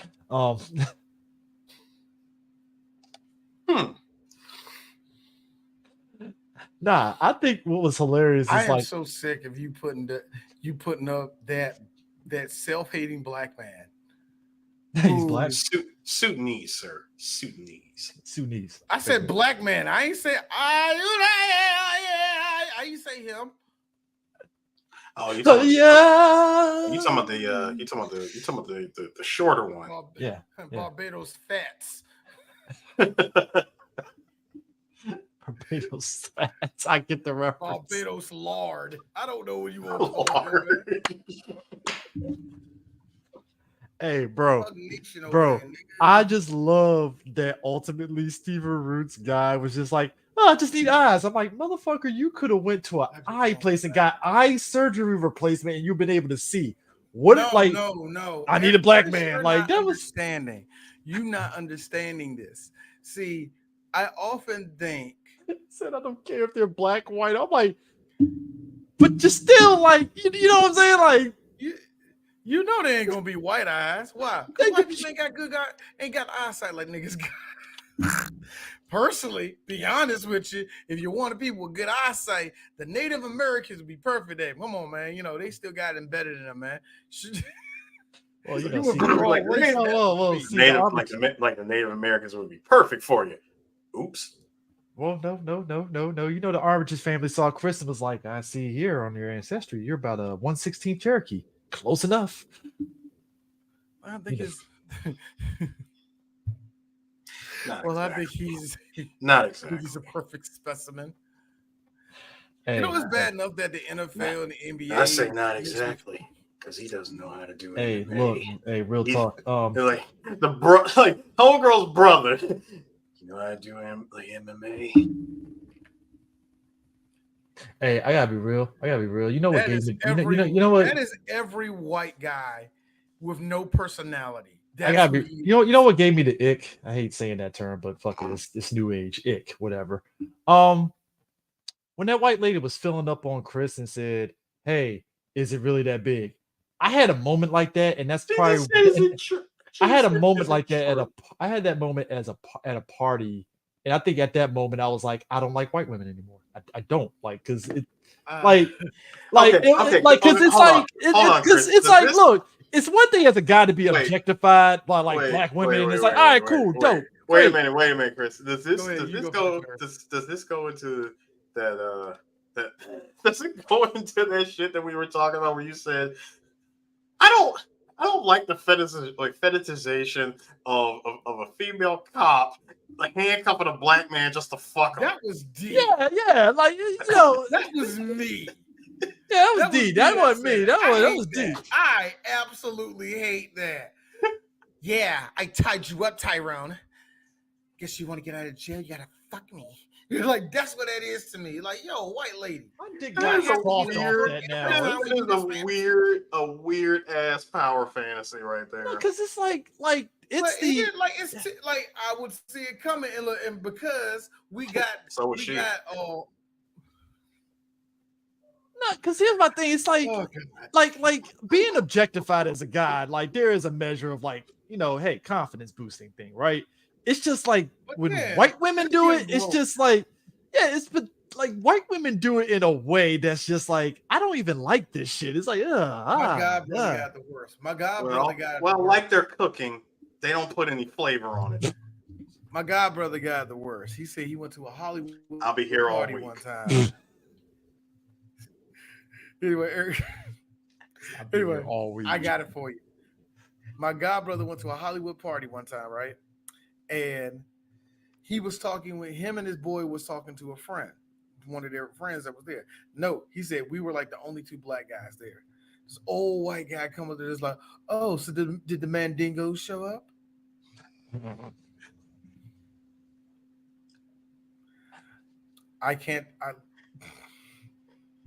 It's just Dude, there you go. can a nigga live? Can like that, like it again, it's like it's nothing against white people, but like that scene was like like it's because it's like I don't know, man, that triggered me a little bit seeing that movie. It's like you know, well, tall, dark, and cocked.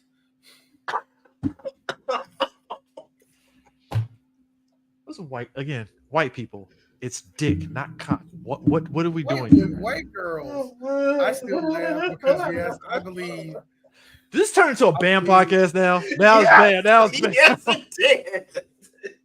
Went straight into black. It's like, all right, cool, I guess. It's like so did she. multiple times. But that's the thing that get me. The old white lady over there all feeling on Lakeith and shit. I'm like, white lady, stop it. Oh man. Hey, Go hey, over look. there. Here's the sick part. I guarantee you, it's still her fucking old husband's fucking strokes. So it's like melancholy as fuck. Oh yeah. That part right there. Eris, Hold up. That part. Eris, That part wait. That part when she was filling up on him, and then you look at the husband. I'm just looking at him going, Oh, yo, he cucked himself. Ain't that a bitch? He's front row seat to the cucking. That's the crazy part. He was front row seat. You're low key, literally cucking your wife. That's crazy. That is wild. Was that Jordan Peele's method? He's really like, yo, low key, they cucked. That message. Yeah, think about it. This is a 3D. This is a 3D cucking that's going on here. Oh, it's 3D, all right. It's Oculus. But my man This did was her. This was her. No, this was her villain up on him. Where the other hand at? Where the other hand at? Where's the other hand? Look, hey, look, you over there like your boy John. Look, Eris, you over there like your boy John off of your boy Shane. No. That's Lakeith. That's Lakeith's character. Wait. No. Wait. That's Lakeith every time they have sex. He's in that fucking, what was it, the sucking place? Like, no, Yes, not again.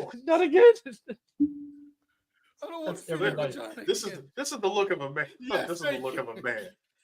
That's the look of a man who realized he is in the sucking place. Hey, the deleted scene to Get Out. Jordan Peele actually filmed. filmed. Against your will. You Very gotta eat much this so shit, against gotta your get out of will. this, bro.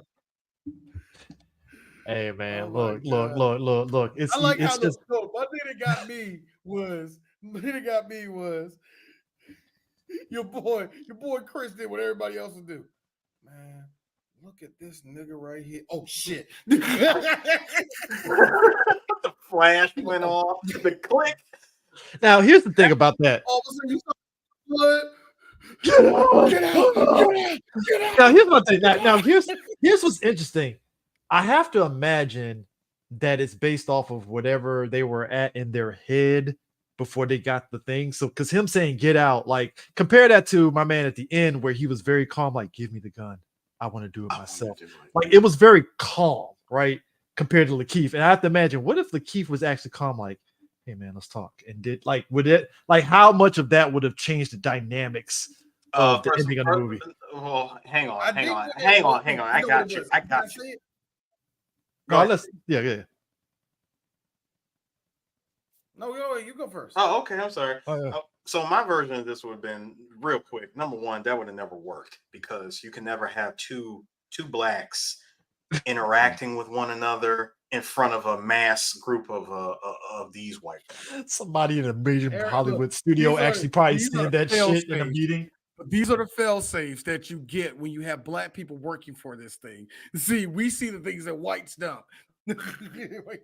See, you could try to use code. You could try to use like switch it up with the wordplay. You can try to do all sorts of things. The moment one goes off in one direction and one follows in this in a similar direction, oh, you're already gonna have about 3 or 4 people at least following one of you. You ain't gonna have no privacy. And that's even if Lakeith masqueraded and went back to doing this. Especially considering that his 30 plus year older wife just happens to track him down. And that's what goes back to what I was saying about like you're in a black body, but you're not being black because he's still doing the old man hunch over, drinking a martini, and it's like, bro, you're in a youthful body. Stand up straight. Like, what are we doing here? Like that. Okay, real quick. I believe that is why this is Liquid Las Plagas. Mm-hmm. My thing is this. I think what happened was when the flash went off, he came back to himself. But what you realize is you're behind the wheel, but there's no wheel and there's no accelerator. All you can do is control. All you pretty much can do is control the natural body. Because he broke it down. He broke it down that basically like when they do that, you're still in your body on basic motor functions, but like you're not in control. He is. So that makes sense. That makes sense. So it probably was the best he could do was tell him, get out, brother, get out, move, get out. Ah! Run, I take it back to Resident Evil. It's the titty control device on Jill. Hey, look, man. I like how he jacked him up. Like, get out. It's like, get out of here! Get out of here now! Like this man come back a full 15 minutes. I'm so sorry for what I did. I am so sorry. I had an allergic reaction. I think I drunk too much. Outburst. Good day, sir. Good day, sir. Great day. My outburst was ill-timed. Here's what's fucked up. And I think that's why I like the fact that it's again because people talk like, "Are we going to get a follow-up to Get Out?" Like it's like no, because I think what makes it. That's to be honest, that's the reason why the Hostel series went to shit because you had a good ending with that first movie. You didn't have to make a sequel, and you kind of like killed the mystery of your first movie because you had. So I think if they did a sequel to the Get Out, it would just kill the mystery because I like the fact that he killed the Armitage family, but Lakeith's guy is still out there just. Like it's I passed my outburst. But that's the horror of it. It's like, they still got some black dudes that still like under control of white folks. We're old enough, and you can't wait. And you also could not tell the I didn't know it was that to the end. That's why he had the hat on. That's why he had that fucking monorail hat on and shit. Yeah. Monorail hat. Bro, look at it. That's a full on. That is a full on monorail hat. It is. That's what I'm saying. And that's why she put on the Alfred Woodard. The Alfred Woodard. The Alfred Woodard. Because here's the thing, too. Again, because you don't know black people, you couldn't hook her up with like some 2C hair. Like, what are we doing here? Like, no. Her hair is too challenging when it's like that. And again, it's like you like the idea of black people, but you don't know the nuances and intricacies of it. That's what that is funny. That is funny. It's like you just throw any wig on. I think that's good enough. Him being hobbled, and you were talking about him being hobbled. The one thing that kills me when I see any of these journalists in sports, these old white journalists in sports, either hate on somebody, I automatically think that you're jealous that you don't have his ability. So every time I hear Skip Bayless do that, I was like, Skip, if you woke up and we put you in the body of LeBron James, nigga, you wouldn't be able to dribble. And guess what? He probably wouldn't. He probably like a man would. Stanley in fucking The Office where he's like. Like, no, you ain't gonna be able to do nothing. They ain't gonna do that old backup, the old school backup, Joe. That's probably the only thing you can do. Like the sky hook. Like what we heard a lot during that time with Barack Obama, all those white men being like, he thinks he could just do this and he could be all athletic. He needs to be a president.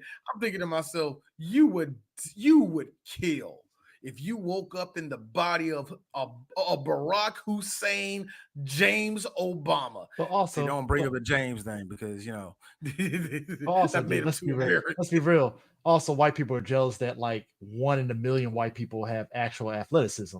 Hi, Dusty Rhodes. Hi, Christian McCaffrey. Hi, Cooper Kupp. Hi, Cooper Kupp. Hi, Luka Doncic. Even though you're European white, that's a different breed. Yeah, that's a different breed. That's a different breed. Hold up. Am I Bloody Mary? Hi, Steve Nash. Nigga.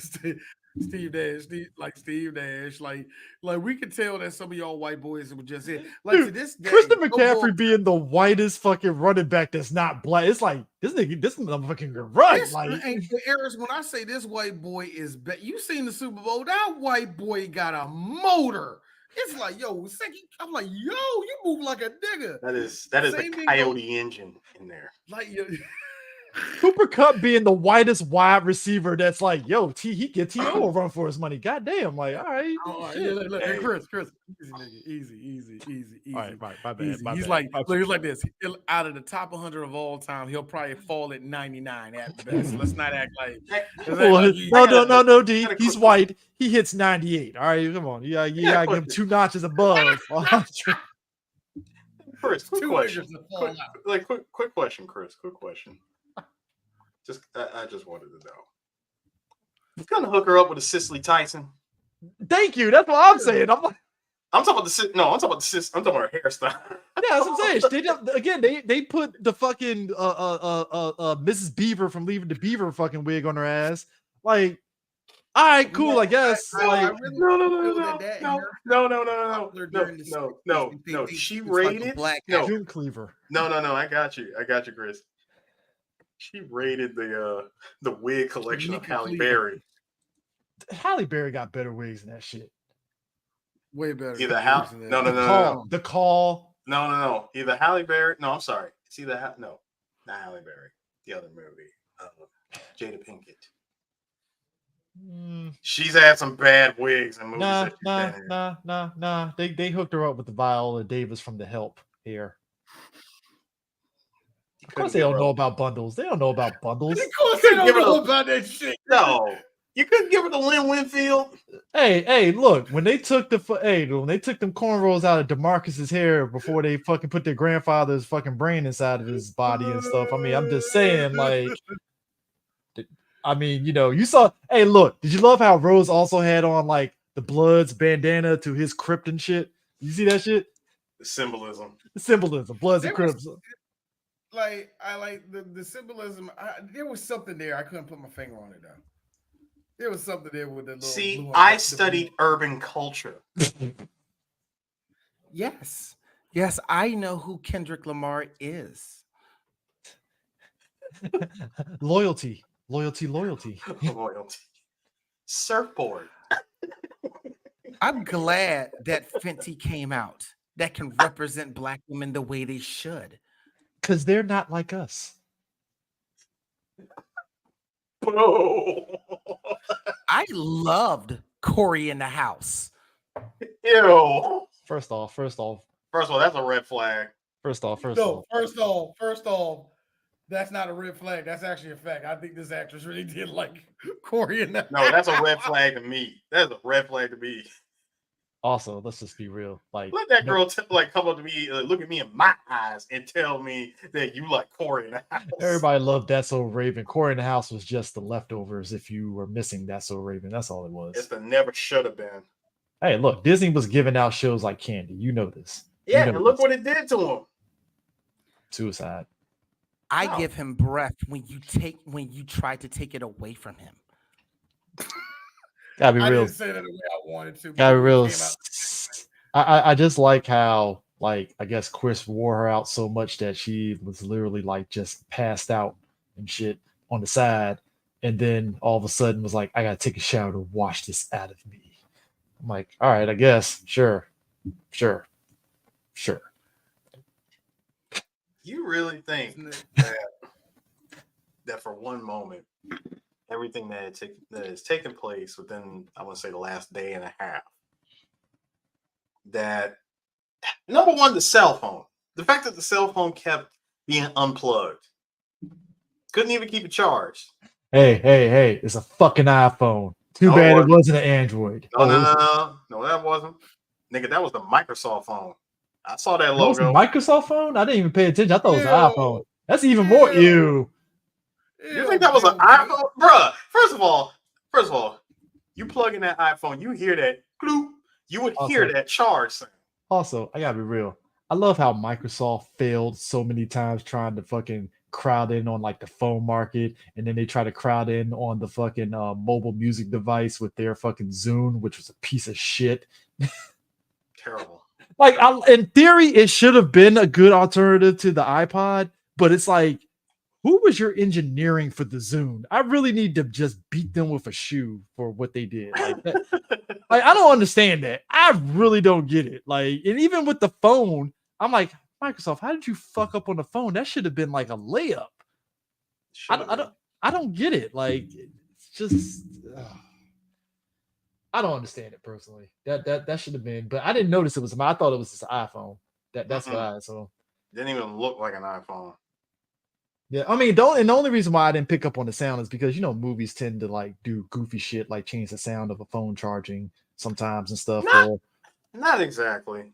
Like, especially if they want to do product placement, when it's an iPhone, they will let you know that it's an iPhone. Okay. Well, I guess that was good advertisement for Microsoft's phone for that movie for Get Out, I guess. In a way. Like for a hot minute. Yeah, I mean, look, RIP a lot of phones that came and went. You remember, real quick, remember that phone from Sony that was being promoted when Advent Children came out? That was like the flip camera that was supposed to be this big game changer. I was mad. I really wanted that phone. I wanted that phone. No. That was a thing. That was definitely a thing, but it was overseas only. I remember that coming out, and I remember so many people wanted that, man. Everybody wanted it just so they can get the freaking Final Fantasy Victory tune as their ringtone. That's where we were at. I was full weed. Speaking of which, but speaking of where we at, let's get to the one thing that's the scariest thing about this movie. This bitch said, "Tell me about your life." Now, not to dwell on it too hard, but black men already have enough bad enough time. No, tell me about your mother. It was about we already have black people in general, especially black men. We have a problem with telling our deepest feelings and shit we went through, especially where it's traumatic, because we are taught as a people to either beat it down or shut the fuck up. I'm trying to watch Jeopardy. So that's the way we try to kind of take this shit. So this is already a fear, but it's a sad ass story. And black people, look, man. Half our history is sad, nigga. So no, but him describing it like basically his mom, what was it? His mom hit and run. Yeah, hit and run. And it was the fact that like he thought she was dead, but turns out she was alive. And his whole thing was he could have helped her, but he just stood by and he was sitting in the house watching TV, meaning she was on the side of the road. Yeah, but it was just the idea that he felt that but it's the idea of, and that's a real thing. Like you feel that you could have done more, but it's like you're a kid. There's nothing you could do, but it's that guilt of you think that you could have, did the thing that could have saved her in some way, shape, or form, So you're absolutely right. No, and not only does the guy do this, but he can't move. She straight up hypnotizing him. And I gotta give Daniel Kaluuya this. He already looks like he's always on the brink of tears anyway, because the way his eyeballs look. But it's that 1,000-yard Negro stare. All right. But if you ever see his performance in Black Box, Black Mirror. I'm sorry, Black Mirror. God. He was in Black Mirror. That is an actual show that's actually pretty good, Black Box. Yeah, I know. That's why I got like, wait a minute, what I'm saying? Wrong black guy. But Black Mirror, he had a really good performance. And I'm pretty sure that was one of the reasons why he got picked out for this. Also because Jordan Peele said he can cry on cue. Which a real good skill. Gilead actor, sir. Gilead actor. This month, so he played that whole thing. It was creepy the way he did it, and I don't know if it was direction or his acting, because maybe he was sitting there just laughing it off, but it was just laughing it off like I don't want to talk about this shit. Fucking move, and you can see it on his eyes like I can't fucking move. Because under normal circumstances. So when she said, and when it got to the point, because you see him clawing at the chair and everything. So when it got to the point when she said sink, no, and he just knew he was gonna. And it was so surreal because it felt very 80s in how he's doing this thing, and you see like the TV, and that's his viewpoint of it. And it was what Stephen Root was explaining to him before the surgery procedure. It's like, yeah, you're there. It's just a fucking nightmare of just you're watching this person just basically moving your body and you can't do shit because you're basically just there existing in your subconscious, basically, which in and of itself is weird because like whenever people get, I guess, freed with the Flash, it's like, so what does that do with the white person's subconscious? Are they just trapped behind this black body now? Like what happens, I think that's just a part of the mystery of it. No, I like the mystery of it. Yeah. And you know what? I'm not even. This is one of those rare instances where it's like I like just us theory talking, because I think what would slip this movie up was if they did a sequel and they went deep dive in explanation, and all of us have been like, "Well, I didn't need you to explain this." Like, no. Much like our last episode when we was talking about Shutter Island, the same thing comes up in here where you let the audience make their own decision. You can't, and not just off of the ending, but with some of the stuff. See, there's two things when it comes to a director going, what does that mean? In this movie, it's like, so what did you get out of it? And then there's directors like, you see that? See when the mountain showed and we showed the rainbow? Where did it come from? It's a difference between that and shit like that. You know what I mean? Hip hop lyrics. Ooh. Wait a minute, what's going on? Where does your fear of expression feelings go when it comes? Wait, there's a fear? I don't know. I mean, I think a lot. Imagine her asking that question. Where does your fear of expressive? That is a white woman thing to ask. I mean, come on, she's already got you under. You're in the sunken place. I mean, when I was 6, I listened to Get It Girl. Her cheek slapping. It's crazy. It's like, yeah, I was 4 years old. That was the first time I ever heard Colors. I never had a fear. I'm sorry. I wish I had a joke for this. I don't have the. Give me a better one, guys. I want to make a joke too. Also, bro, you really woke up with your outside clothes on the bed. Like, come on, bro. Even I wouldn't do that. I know, man. Under the covers. If you were on top of the covers, cool. Under the covers, though, I'm like, you were under the colors, nigga. You smell like outside. Also, you've been sweating your ass off. A white person. Already turning into a white person. Hey, he's going through, nigga. He's going through. That's cracker activity. No. That is cracker activity. No, you're gonna put your dirty outside clothes on inside your bed. No, listen. See, he's not fully committed. He's not all the way. He's not all the way into the system just yet. See, what he just experienced right there was the what he just experienced was the Pizza Hut demo disc for the PS1. PlayStation Underground. Yeah, not even PlayStation Underground, nigga. That was just PS1 demo disc, 4 demos. So you want to learn how to do the Street Fighter Alpha 3 Down Sim, Exism? It's Tomb Raider. It is Tomb Raider. And the demos are Tomb Raider 3, Metal Gear Solid 1, one track on Gran Turismo, and Jet Moto. Oh, and special Tai Chi, the tiger. The Tasmanian tiger, sir. No. There was another one where it was literally like a kung fu tiger. Oh yeah, you're right. Yeah. Hold on. Bloody Roar 2, but you only can fight with 3 people. 3 people, nigga. That's the You being way too generous. You get Hugo, that fucking mole, and who's the one? That's it. Buddy That's Rabbit, it. the Buddy That's Rabbit. it. That's it. Hugo and Alice. Yeah, Hugo and Alice. That's all you get. That's all that is. See, Brian. Hold up. Brian knows what I'm talking about. Exactly. That's vintage. That's vintage, kids. Hey, speaking of which, though, I like they get that whole party segment and everything, and they did the silent auction where it's like, Okay. that was woo.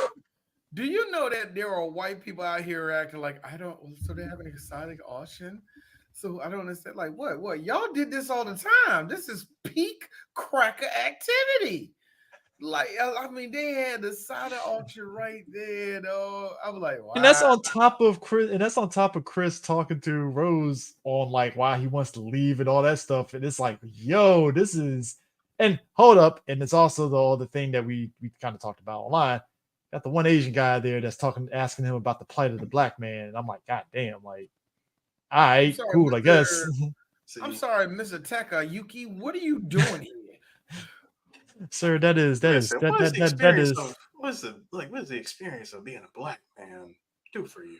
Well, person here, you tell me. Well, you tell me, Mr. Mitsubishi. All right, Jesus, like you asked me that. All question. Right, listen here, Mr. Toyota. I mean, turnabout's fair play here. If you're gonna ask me that shit, might as well go ahead and throw it back. He the one that said my name was Ladarius. It's just Darius. Where did he get the love from? All right, Yokozuna. Jesus. Like just listen. Like I said. All right, California roll. Listen up. Come on, man. If y'all go to look, you're gonna put some. Let's be MFG on stage. You are going to put some respect on his name and say, "All right, sushi boy, this is what we're gonna do." Yeah, he was like this. All right, Fuji. Yeah. That's exactly what that energy was. Is that Gran Turismo Medieval? Yep, Medieval. Which side note, by the remake, is actually really good. Yeah. You like it? Yeah. I don't. I was so mad I don't like the remake of that, man. And hey, this is your opportunity to get $200,000. Oh, snap. Hey, man, I wish that. Powered by Pizza Hut. Yeah. Look at him. You know what? Thank you, Tevin. That's a good one. Look here, Hideo. Hideo. I wouldn't even say Kojima. I'd just say Hideo. Look here. Hideo. Oh, Super Smash. That's a good one. All right, Konami. Here's how it's going to. I like that. All right, Ryu. Ew. Ryu. No. It's fine. No, it's fine that you said it, D. It's just, ugh. God, I feel. But here's what makes it funny. Listen to me, Tia Motors. When he gets back in just a heel turn from everybody, like I said earlier, when he's looking in the closet, because at this point, he's not suspecting Rose of being a part of it. But when he got in that closet and looked at the pictures, the light bulb kicked in. But Sue was right. You should have saw that shit coming a mile away. But he number one, how many times was that freaking that closet space door open? Mm-hmm. Every night they went to sleep, he would always notice it. Door's cracked open. Now, part of me was like this: don't even go over there. Don't even go over there. Don't even look. Don't open it. Don't even open it. Don't look inside that door. Don't do nothing. There's gonna be a revelation. There's gonna be a revelation in there now. Back on Super. All right, Yankee Corporation. This is what we're gonna do. But he's looking. Yo, I laugh because it's like the light bulb went off in his head, but he had the look of the guy was like, he was gotta be real stuff. Break it up, Tetsunoko. This man was flipping through photograph after photograph after photograph. I gotta be honest with you, sir. In his head, he was kind of like this. Yes. Yeah, bodies. All these bodies. All these bodies. Bodies left and right. That one. See, there's even a black girl right there. She lowered herself to be with a black woman. The nappy-headed whore. I'm doing this voice because Eris won't do it. DJ Sue has an opportunity to do it, but he won't do it. I don't need to do it. Because you're not a high-value man like me. Because all you do is just sit there and just give excuses for black people. You need to tell them. See, it writes itself. I don't have to do anything. You should, cause y'all. I don't have to do anything. All right, break it up, Tekken Tag.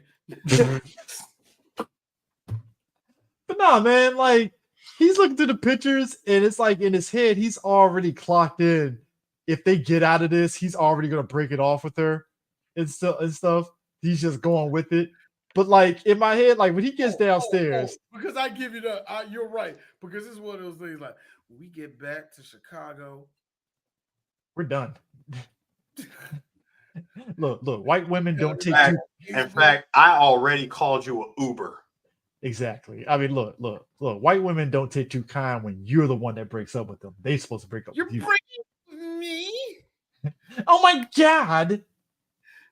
It hurts. And they got the nerve. Hold on. And they got the American Psycho. What I'm saying is, we don't have the same friends. Don't do this here. No, it's just because to me, it's like when his brother was like hogging around the door, and I was like, hey, my dude, like the brother's already in psychopath territory with that disheveled look on his face the whole movie. I'm just saying, like, look. I don't think it's a black man you should be challenging. School shooter McGee over here. Like, I wasn't going to hurt him. You ever talk to a man? You ever have a man breathe on your neck when you get an age? This is the whitest thing. Smells like wet dog. Smells like Bam Margera. Exactly. Bam Margera watching like, the fuck did I do? The fuck, like, this is so for? Fuck you for waking up your dad. Fuck you for waking up your dad one time. Hilarious. One of my favorite parts of Jack too. But fuck you for waking that nigga up with all those. Hey, bro. When he got that white ass conversion van, did you see to hear the fireworks go off in that van? I was in tears. Motherfucker smells like Steve-O's broken pelvis. I'm better smell like Jason Mewes. Heroin Jason Mewes in here. Yeah, I'm about to say you gotta specify which Jason. Oh no, you gotta specify because I know one thing about white people on drugs. They do not wash. That just slows the whole process down.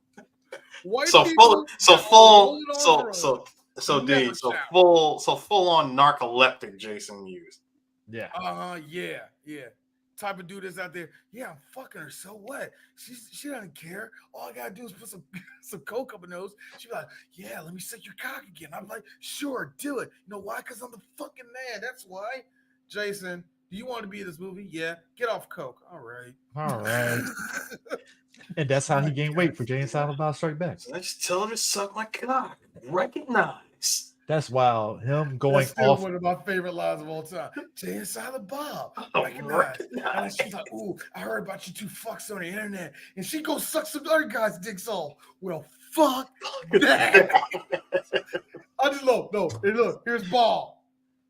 You know what she said? She goes sucks two other guys' dicks off. Here's Ball.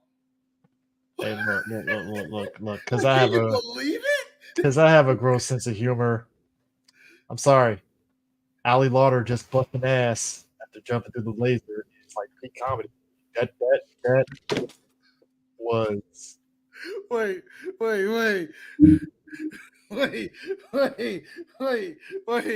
Her farting down that on them flips. I died on that shit. It's the face. It's the face on her when she did that shit. It was like. I gotta be honest with you. I don't laugh at that joke no more. But the first time I seen it, oh my god, that took the life out of me. You ain't lying. What made it funnier? What made it funnier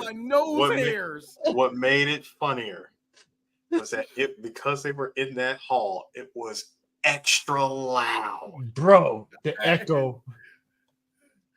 I like how that fart was clearly a white man, but is a possibility that she ripped that one out. But no, really think about it. After seeing, really think about it. Really think about it. After seeing your girl's photos, which look like something out of a Seeking Arrangements testimony. Seeking Arrangements. I mean, shit. Look. To D's point, she was. I love how number one, the dad's out there doing the white man menacing. I'm looking at the fire because I know some shit's about to go down. The mom got the purpose. What is your purpose? Which I gotta be real. If I heard a white guy tell me that, I'm looking around like, so where's the door? Because I don't need to be here. Where's the door? Hey Chris, I got news for you. The door's been locked 20 minutes now. It's like what is your purpose? Well, you know what? I didn't come up here to whoop nobody ass. Look like we gonna have to do something. Come on, let's go, nigga. Let's just D, all of a sudden the mom. I'm like, all right. Because I ain't losing, nigga. I'm like, hey, listen. Like, listen. I really have no problem with people. You know, the fact that y'all do weird shit is one thing. Who's first? I just need to know. I just need to know who is first. You know what I wish happened was when Chris he started doing the capoeira move. Like he about to fuck them. You know what I thought? You know what I thought Chris was going to do something is when Rose finally took off the mask and was like, "Yeah, I'm actually evil white woman." The now. fact that she was rummaging through her damn bag. Yo, he did again. There's shit that us as black people do when we know some shit's fucked up. It's that laugh that we do, like, oh my god, it's like just. Like, I wanted to be proven wrong. I really wanted to be proven wrong. I didn't want this. And you know what I thought he was gonna do? It was the po juke. I thought he was gonna punch the mom so she doesn't hit the thing for a second. I would have punched the mom. He was close. He was close enough, but I think because he stared at, he took too long to react. Oh, nigga, hold on. That teacup and the spoon was already there on standby. No, but I'm saying though, it was just the fact that I think he took too long because I think if he made a move, she wouldn't have been able to react that quick. But because he hesitated, it was you weren't going to. That's undefeated. It was already there. Like if you leapt off the stairs when y'all both came down the stairs and tackled the mom, you might have had a shot. But I fucking hate her when your first reaction is take out the brother. Take out her brother first. That is true. If all of them had hands, it's the brother. The brother got hands. That's a white boy that's a white boy that masturbates a lot, so he knows how to. No, he's also a white boy that watched 2 UFC pay-per-views and thinks he knows Brazilian jiu-jitsu. That's a white boy who watched 2 Andrew Tate fights and thought he was a shit. That's a white boy. That's a white boy that has a poster of Frank and Ken Shamrock. Don't fuck with him. He knows the history of MMA. He still got Ken. Can't fight. Look, that means even if he still got Ken Shamrock tapes. He got a headlock. He got at least a headlock. Hey. He's part of the JDF school of Jesus didn't tap. All right. He took a. Oh, bro, Conor McGregor over the. Conor McGregor over his bed. Oh, yo, Trey. Hey, Trey. You know he's doing this. It's above the bed, so you know he's doing this. I'm McGregor. Ah. I am the octagon. I am the octagon. Why is he? I'm the octagon. God damn it. You know that's a dude that rewatches. For all my UFC people, that's a dude that rewatches UFC 100. You know that punch that Dan Henderson did when he punched that nigga unconscious. He watches that and beats off to it. Hey, he wears no fear shirts from Hot Topic. That motherfucker wears. Eris knows what I'm talking about. Stu knows what I'm talking about. That's why he heard no fear and died. Nigga, no fear, tap out, affliction. You got the hold on. You got the Eagle Ed Hardy, wings, Ed Hardy shirts, Ed tight Hardy shirts. shirts, Christian Aldridge. He has 3 different Brock shirts. He has a Suplex City one. No, He has that no, big no. dick demon joke he got. No. The like the other one, the Affliction joints with the Yeah, the bat Affliction. wings and the bird wings, the skulls and shit. I mean, look, I ain't gonna lie. I had one of those shirts, so He got one of them t-shirts. it was an era. Like errors. He got one of them t-shirts smells like a pack of cigarettes. Yes, he does. Yes, he is. Oh man, I feel bad. You're 'cause I got a white Bullet Club look. shirt. And you still got a Bullet Club shirt. I got a I am Bullet Club convinced shirt. I love it. If you are wearing a Bullet Club shirt in 2024 in public, you are not a misogynist. You're a racist. I think you're a racist. But what if you're black? What if you're present what if you're black wearing a Bullet Club shirt? You're lost. You're just simply lost, brother. I guess I need to go ahead and just pack that shirt up in Chris, the bags Chris, downstairs. Chris, and you barely wear that thing. I'm talking about. I wear it to work out in, but I wear it to work out in, but I don't wear it like out in public. Like, oh, I'm gonna go to the mall wearing it. And shit. Oh man, we going to AEW. We're going to AEW. So let me get my Bullet Club shirt. You're a racist. You're a racist. Especially if you wear the American Nightmare Bullet Club shirt. Oh Jesus, no, not a combination. But you still have a near mint condition Tekken Tap Out collab shirt. Man, that's a collab that I'm just like, Tap Out still a thing, huh?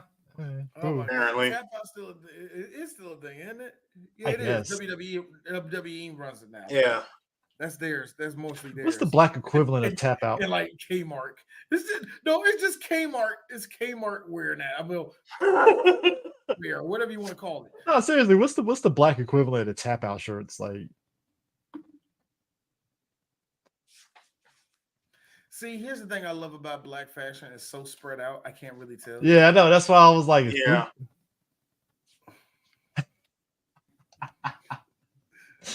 But nah, man, I like. It's so black fashion is so spread out. I really can't say what's our main thing as a Except group. for the early 2000s when we all came to clubs in work casual clothes. Oh, thank you, Captain. Thank you, Captain. Chris.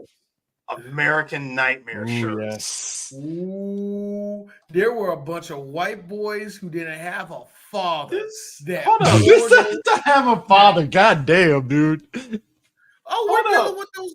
Wait. This might be. Hold up. This just might be a good one.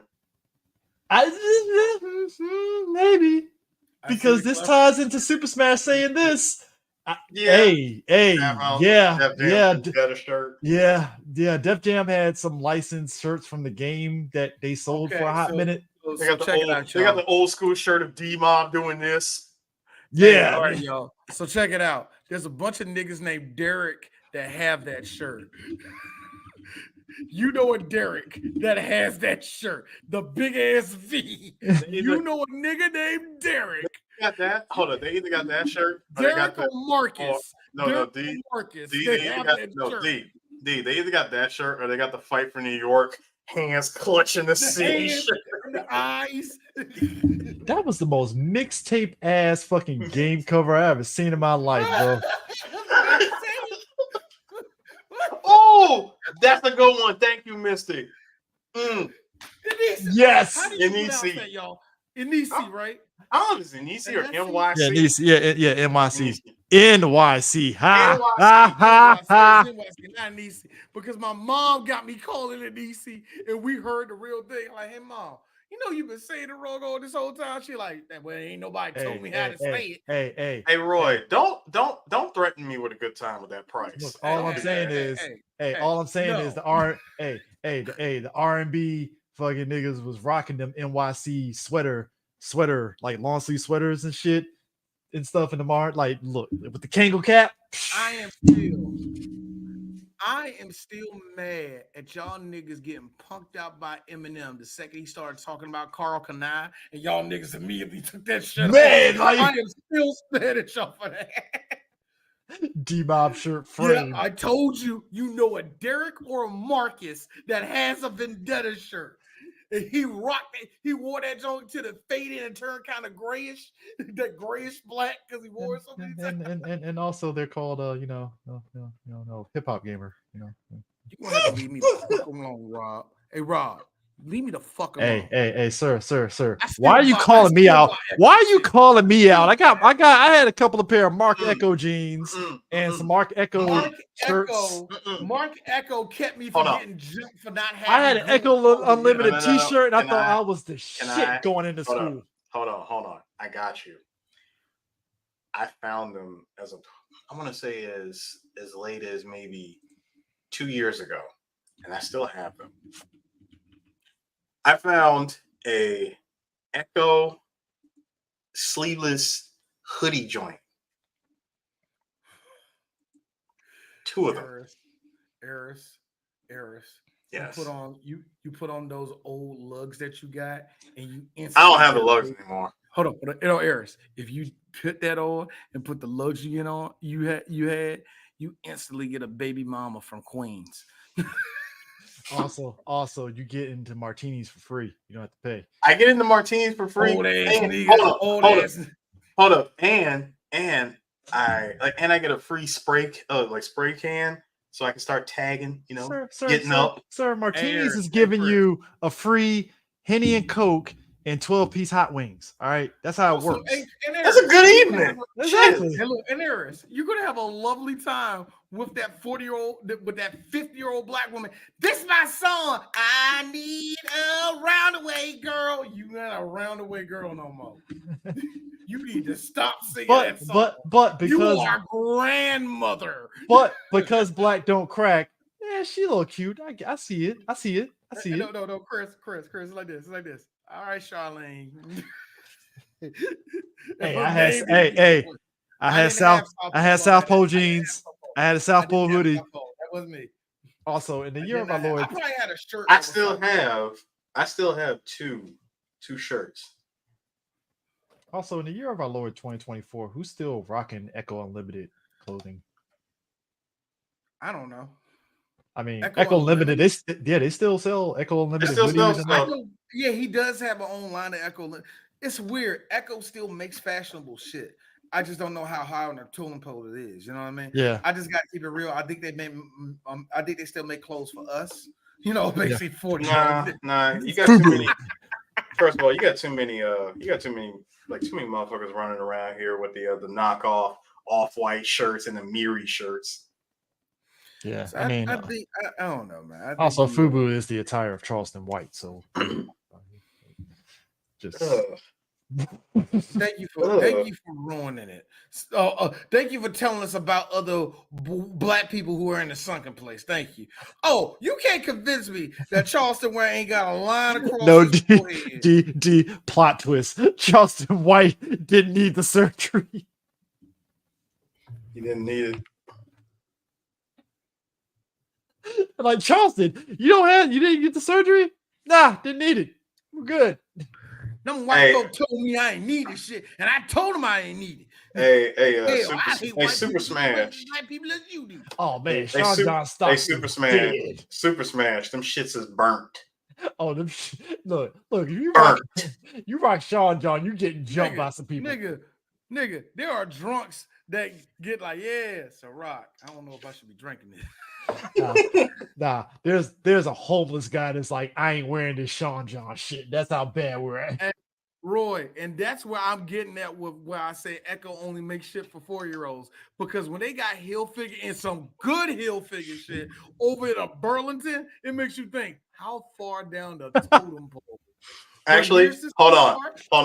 This is Tommy Hilfiger. No, wait. Tommy Hilfiger is still fashionable. It's still actually fashionable. It is. It is still fashionable. But D, check this out. You want to know how the hierarchy goes for these, these yesteryear clothing brands go?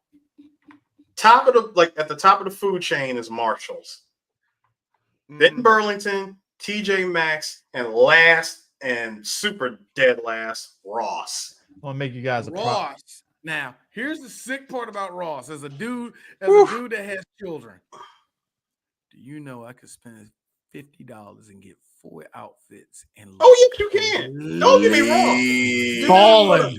Do not get me wrong. Do not get me wrong. You can find some drip. No, understand, in guys. places. I'm making you guys this promise.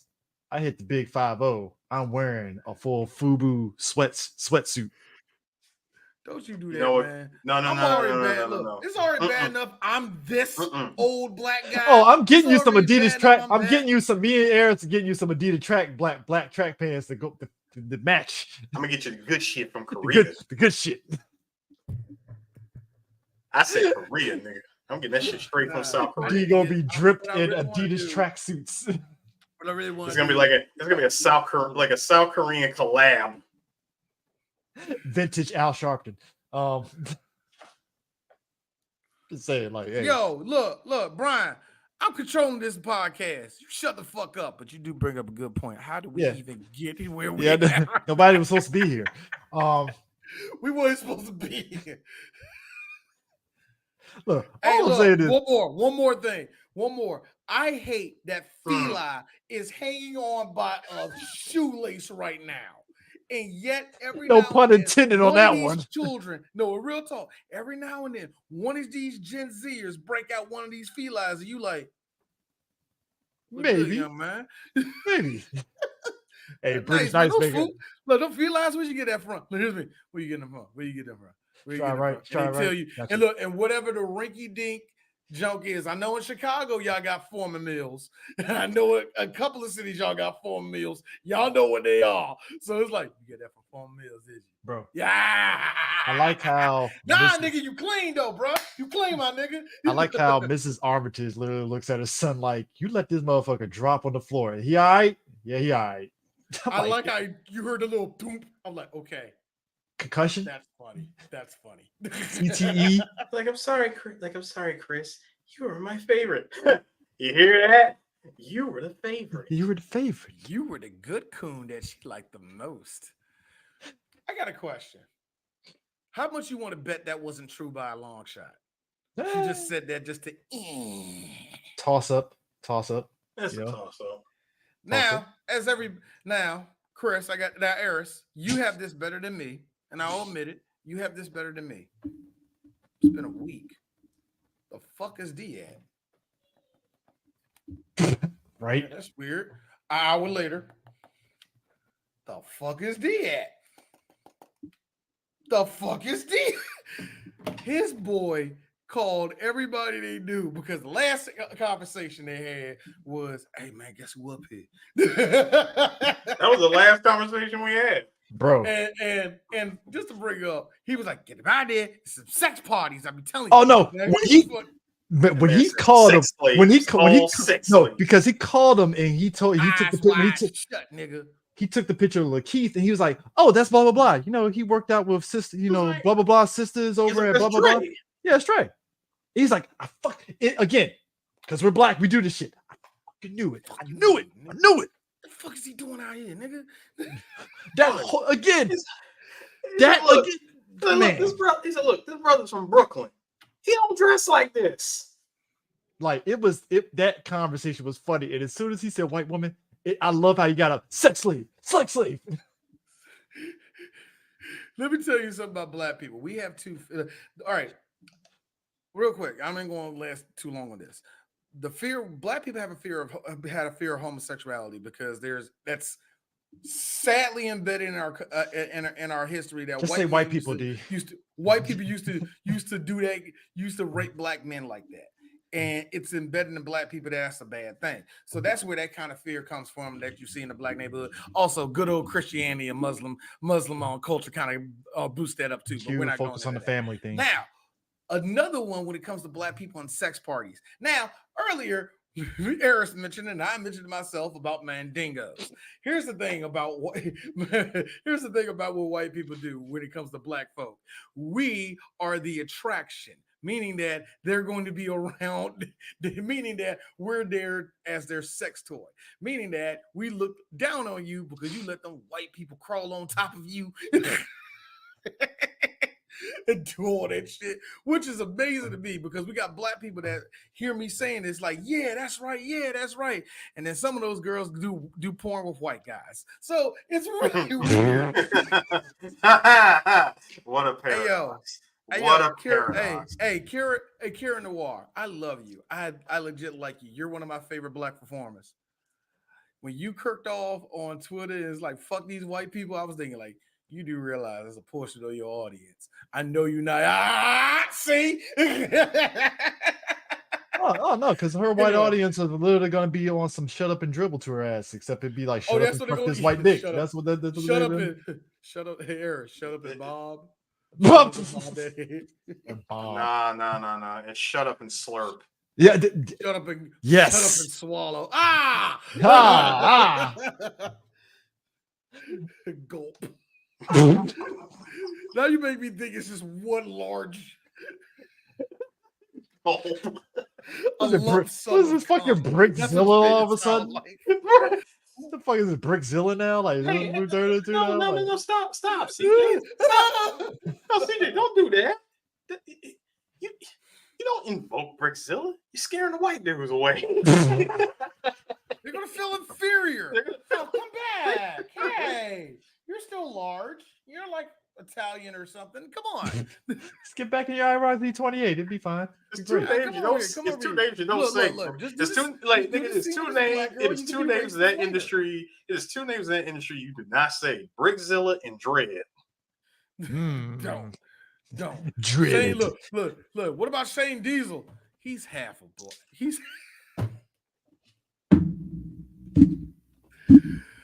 How do we get to porno actors? But yes, we got the porno actors, but yes, we have this. But real talk, black people, we have this real big fear of sex parties that we are going to be the sex slaves in that, because like a lot of things with black people, we don't know what you crackers is up to, and we don't want to be a part of that. But that whole thing was just wild, because it was like he gets in the chair and he's like hearing the history of the Armitage family, and it's basically the Armitage basically saying, hey, look, we're losing the battle. We're losing the battle, and we clearly know that black people are superior. So my son perfected the art of putting us inside black people's bodies. I know what you're saying. Where did he get those notes from? Easy. From a black person. I mean, look. Anyway, you're going to be a part of our experiments. I mean, let's be real. Like, what story have you heard of black people saying, man, I would love to be in a white person's body? Said no black person ever. Said no nigga ever. Like, if you want to know. Here's the funny thing. You want to know how it was done? I swear. The notes that my son got from Dr. Sebi is amazing.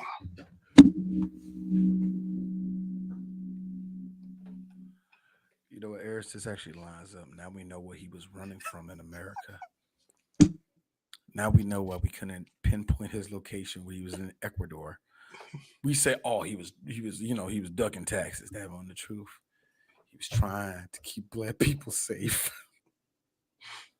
Drink natural herbs and spices. I hate you so much right now, Eris. Because I'm mad I didn't come up with that joke. I am so mad that you said that. Here's the sick part. Just like a white person, you colonized the black person's ideas and you somehow made it worse. Like, you didn't even improve on it. Hey, I'm gonna keep it real. When I saw the little dog show up, I'm like, that better not be a nigga either. Can I be real, D? My inner plot twist, that was a nigga. A dumb nigga. It was a nigga. Dog over there. Go, get it out. Just fucking was the tusk all over again. Whackers crazy. Nah, it don't work like that, D. You gotta flash the dog with the camera phone. Get out. Eris, what it is? You just see a paw, dude. You just see the straight dog hand. I'm sorry. Did this just turn into the Shaggy DA? Yes. Yes. Punch. The freaking Shaggy Dog movie. Hey, I gotta be real. If you're a kid watching that, look, I said this before. If you're a kid watching it, you can't help but laugh at the ridiculousness of it because you even as a kid knew that was a guy in a suit that just leaped out the window and slid down the freaking lamppost. Somewhere, Eris, you got to realize somewhere we as a society stopped making cinema. We did. We really did. because that is like, yo, like if I as a kid can just lose myself in a movie and see that shit and laugh, like that's what's missing. You just lose yourself at the stupidity of shit. Like it's just like it was absolutely perfect. By the way, that's a deleted Get Out scene. Just a black fish. Just.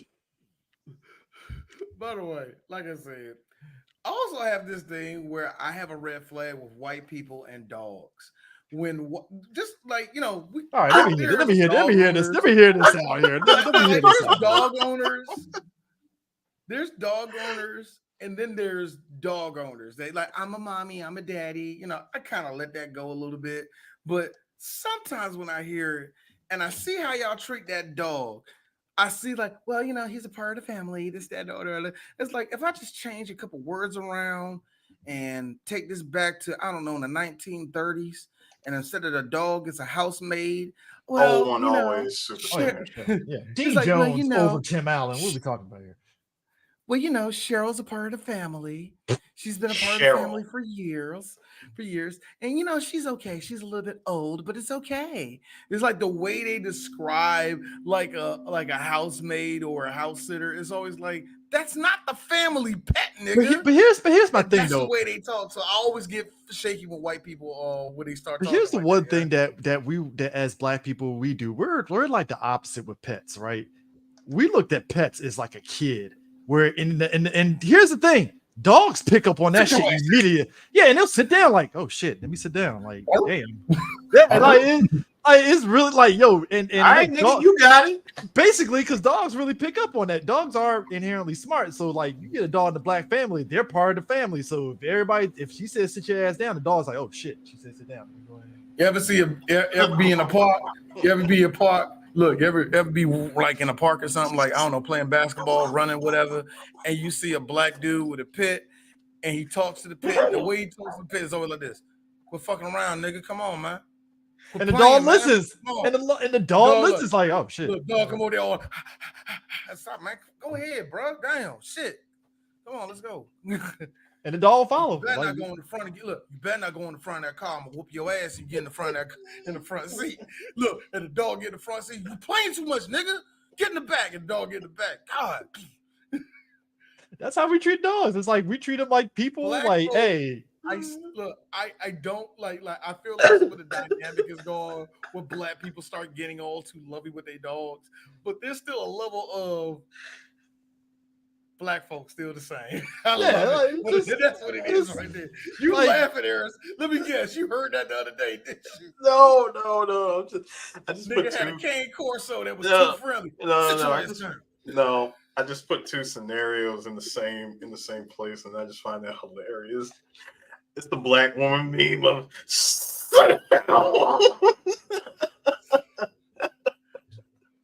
hey, look, man. The shit down. The sit down. Like this. Like, yeah. Sit down. No. She need to sit down because she was lunching all morning. No, get your ass off me. Get over there. Understand, folks. Big and small dog, it don't matter. Equal opportunity. It don't matter. That dog could be like as a child that can understand us.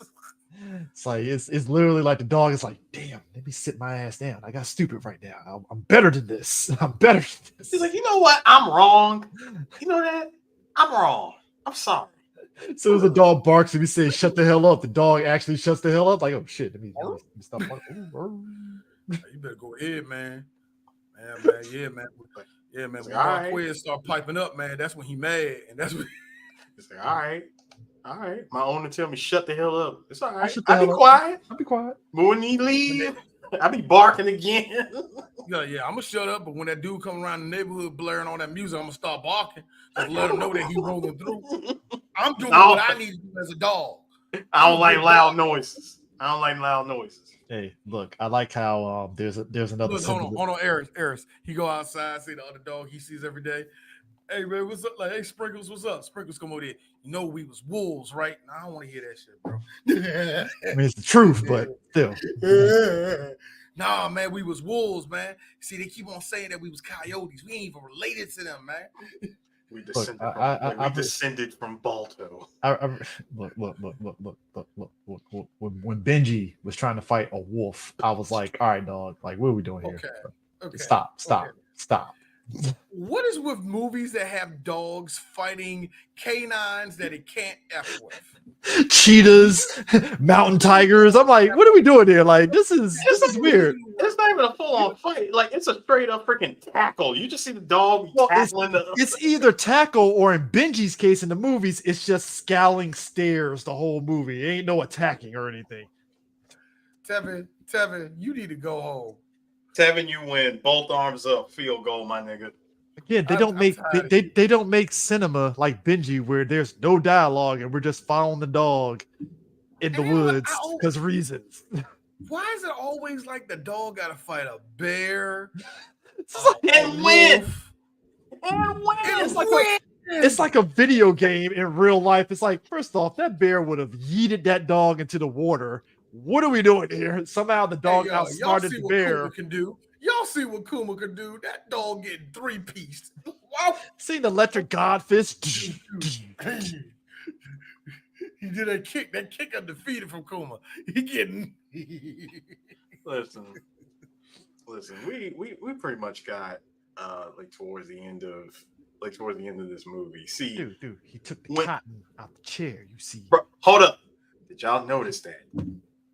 See, D already know. Did y'all notice that? The wheels. Hold up. First of all, the fact that you strapped to that chair, right? You're strapped to the chair. Mm-hmm.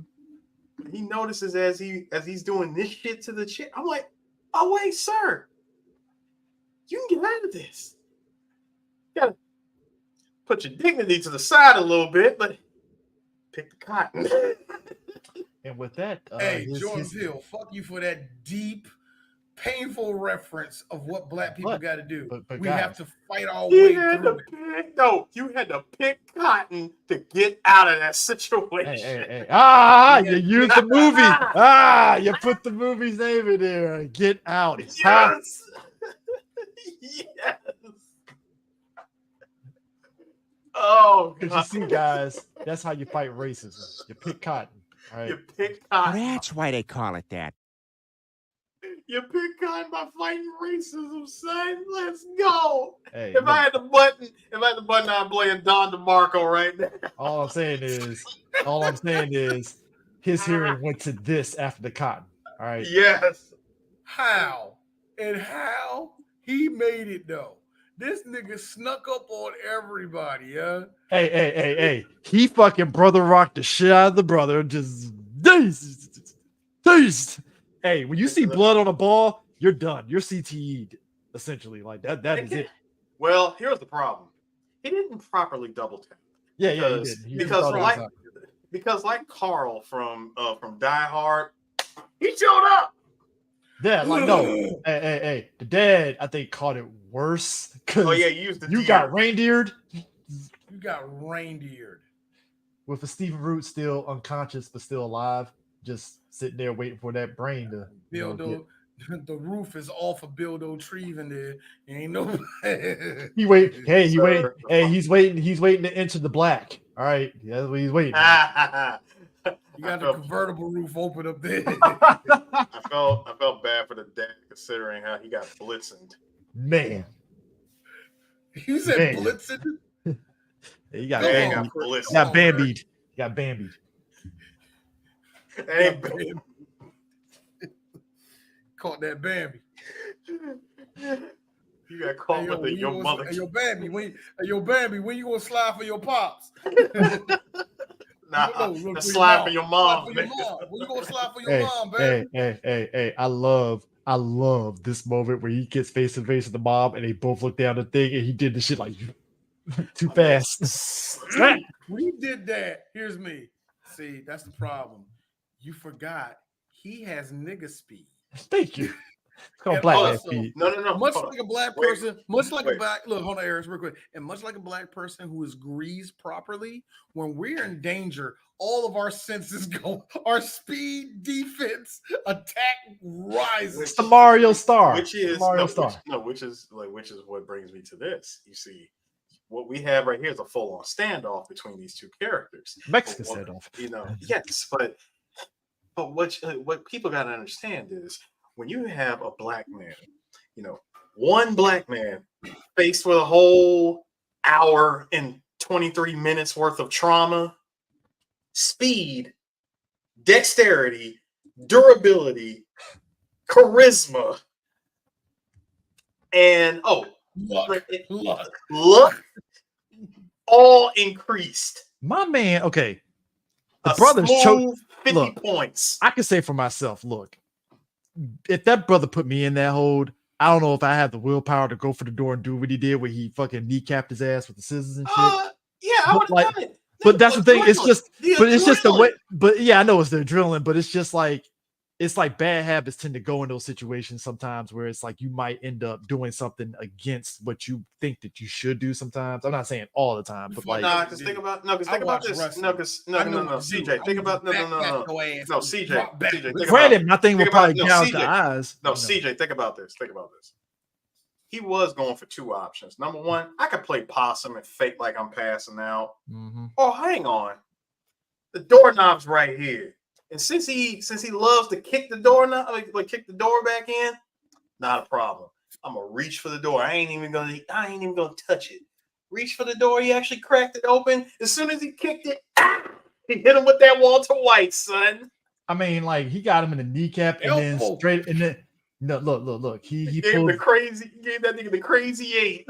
Hey, look, bro. He pulled the Hollywood Hulk Hogan Hogan leg drop on Lex Luger to his ass. Like, just only thing missing was the fucking spamming of the chops. And No. See, this would have been the perfect coup de grace would have been if you just saw that heel go up for the perfect axe kick. I need that. Nobody fucks with Chris. If he just did it like full leg up and then just drop the heel on him. Hey, he does the church shoes people's elbow where he just slid and just Yes. He made my 8 sounds tall. Hey, look, man. Hey, look, he really did, because when he came over him after the brother was like passed out from being stabbed, and you just hear poof, poof. I'm like, God damn, like nope. Meanwhile, the ex-girlfriend is upstairs being a psychopath, eating cereal and drinking milk with a straw. Like I said, pure psychopathic. Going through Tinder, swiping, looking for the next victim. Looking for the next basketball star at that. I gotta say, if there's anything we give her, she has a type. Dark. Black. Yeah, black. Black and tall. Mm-hmm. Black and available. Fit. Black and available. Preferably black, willing to date white. Preferably with a length of 7 to 9 inches. 10 is too much. I don't think penis inches matter with her. I feel like for her it's more girth. For her, it's more of what would the buyer want? Curvature. She is test riding these men. If you want to be real here. Hey, yo, Chris, that's a disgusting way of telling the truth. Yes, it is. She was test riding them like multiple times. Like I'm just test driving. She was doing that again. These are deeper Chris, thoughts when you think. Chris, when you really showing you off. Look, Chris, she's showing you off. Well, we got a nice 1984. No, I'm sorry, like, bro, like, like, no, dog. Like, when you really think back on it, it's like, okay, she's with all these black men, and then it's like she slept with Chris. He slept with these other men. It's like, oh god, oh, damn. How much you want to bet she was really, really white about it? So, did you fuck these black eyes? She was like this. You think I liked it? you know that line came up. Low-key, she liked it. I mean, look. I left those monkey hands all over my body. Here's how much of a psychopath she is. I think there's a difference between women that like being choked and then psychopaths that like being choked. She's a psychopath for like being choked. That I is think a all pure psychopaths psychopath. like to be choked. I think all psychopaths need to be choked. Like, But- you know when Batman was beating the crap out of Joker? No one Joker like, they keep punching me, man. I'm getting there. Getting a little Woody I'm here. almost there, bro. I'm almost there, man. There's a lot of friction going on out here. I ain't got to jerk it. Bro, because when he's choking her and she's doing that bloody smile like she was in a hockey game or whatever and stuff, and he slowly was like, That's why- whoa. I got to be no, real with you, no. Chris. Hey, Chris, I got to be real with you. That sounds like all millennials, millennial girls, when they get choked. Like this. You a bitch, nigga. Keep on going. Come on. We saw the same thing with Swim Fan. Oh, Swim Fan. Like, remember when we said with her, she got choked? That's like this. So we fucking or not, nigga. What you doing? She get choked. You can't be charming a look, hey Chris. You can't be charming a bitch like this. You can't be doing. You gave her good dick too? Damn. Like real talk. You know that was good, and that was 4 out of 10 stars. He was a high schooler. You know that wasn't good. Look, dude. Extra 2 points. He was in Tokyo Dome. Come on now.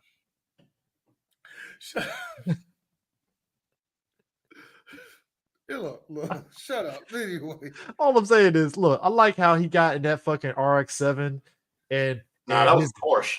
I know it's Porsche. I'm just joking, but like he hits the black woman, and it's like that guilt from again. Yeah. Yes. So much that. Yeah. My man punched the big clown, Samoan clown, and put the thing on him, and I was like, did that man get off on killing him? I think he did. A full stack. A full stack of TNT. A full stack of TNT in the man's belt line, and then eating him off as he walked away.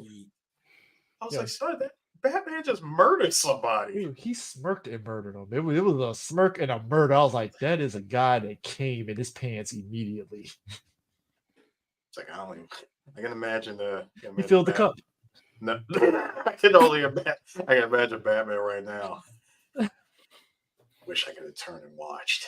It was his body parts everywhere, tribal symbols and all that stuff. Was, the hole was deep enough; it was covered. I think he was all right. Hey, look, man, my girl, like, but Chris has guilt after hitting her because his mom got hit. Symbolism because black woman. Yeah, when he hit the other girl, she went over the car. By the way, it wasn't like over the car. Yeah, she kissed the sky a little bit. Her shoes fell off her feet. Okay, that's how hard she got hit. It was a danger. A shoe was flying. Hit him so hard, a shoe flew off. No, Crank 2. No, Pauline getting hit in the shoes. Fell off. No, sir. She got hit so hard she started flipping in the air like Eddie Gordo. Mashing and Tekken. My favorite thing, this nigga stopped, get home, girl, put her in the car. You ruined my house. Hey, I gotta be honest with you. That was a no wire hangers scream. It was. I gotta be real with you. I gotta be real with you. I'm glad. I'm glad Mariah, who was invaded by Miss Doris, is dead. I'm serious. Hey, you ruined when she said that. I'm like this. Hey, Candace Owens, stop. Stop it. Hey, okay, hey. I like how again Chris is up. Run, wastebasket, run. When she said get him grandpa as Chris is limping, I'm like, yeah, that black man got that white black man got you, dog. You ain't Yeah, man. That's a football player. That is an all the way football player. Because if that was a black man attack, look, not a high school football player, but a nigga that played through college. No, but here's the thing: it's a white man in his body. If that was a black man full sprint tackling him, Chris would have been dead from internal bleeding. This is a white man tackling him, so it ain't gonna kill you. And again, he's Captain Ginyu. He doesn't have full control of. I thought I killed you, son. Get used to this running thing that you Negroes do. I don't know how to stop, but when I do, watch out. Like that one time I wasn't in control and he did that little juke, like that little jerk type thing. I don't know what he did, but I'm gonna get there. Hey, I gotta be real quick about the grandfather though. I have a feeling that he enjoyed using this black man to chop wood because like he's old as shit and he probably couldn't chop wood anymore. So it's like, you know that's an old white man sport right there. So we thinking like, oh shit, Chris dead. Ah, nigger light. Ah. yeah, that was the Herschel Walker sack minus the CTE. So you know, The light of the Negro. hey, I did like the effects of the eyes, like the pupils dilating and shit. Yeah. Like Mr. Burns when he got shot up, it was like, ooh. No, when you shoot him up with morphine. I like how So are you 90s mad, medicine. sir? Like, well, it will be like I will be until the morphine wears off. Until then, Hey, look. Hold on. What gets me is that 90s medicine said it's all right for the geriatric to run in the woods high out of his mind. Yeah, he'll run the high out. He'll be back. I love the Simpsons for that. Hey, look. That's why I love like when she gets there, she's none the wiser, and just the fact that again, the calmness in him that's like, give me the gun. I want to do it. I want to do it. It's like, wow, like, because it's like he could have easily could have been Lakeith, like, all right, guy, young blood, want to help you out. Like, you know, like, nah, I'm just gonna shoot her in the stomach. She gonna bleed out.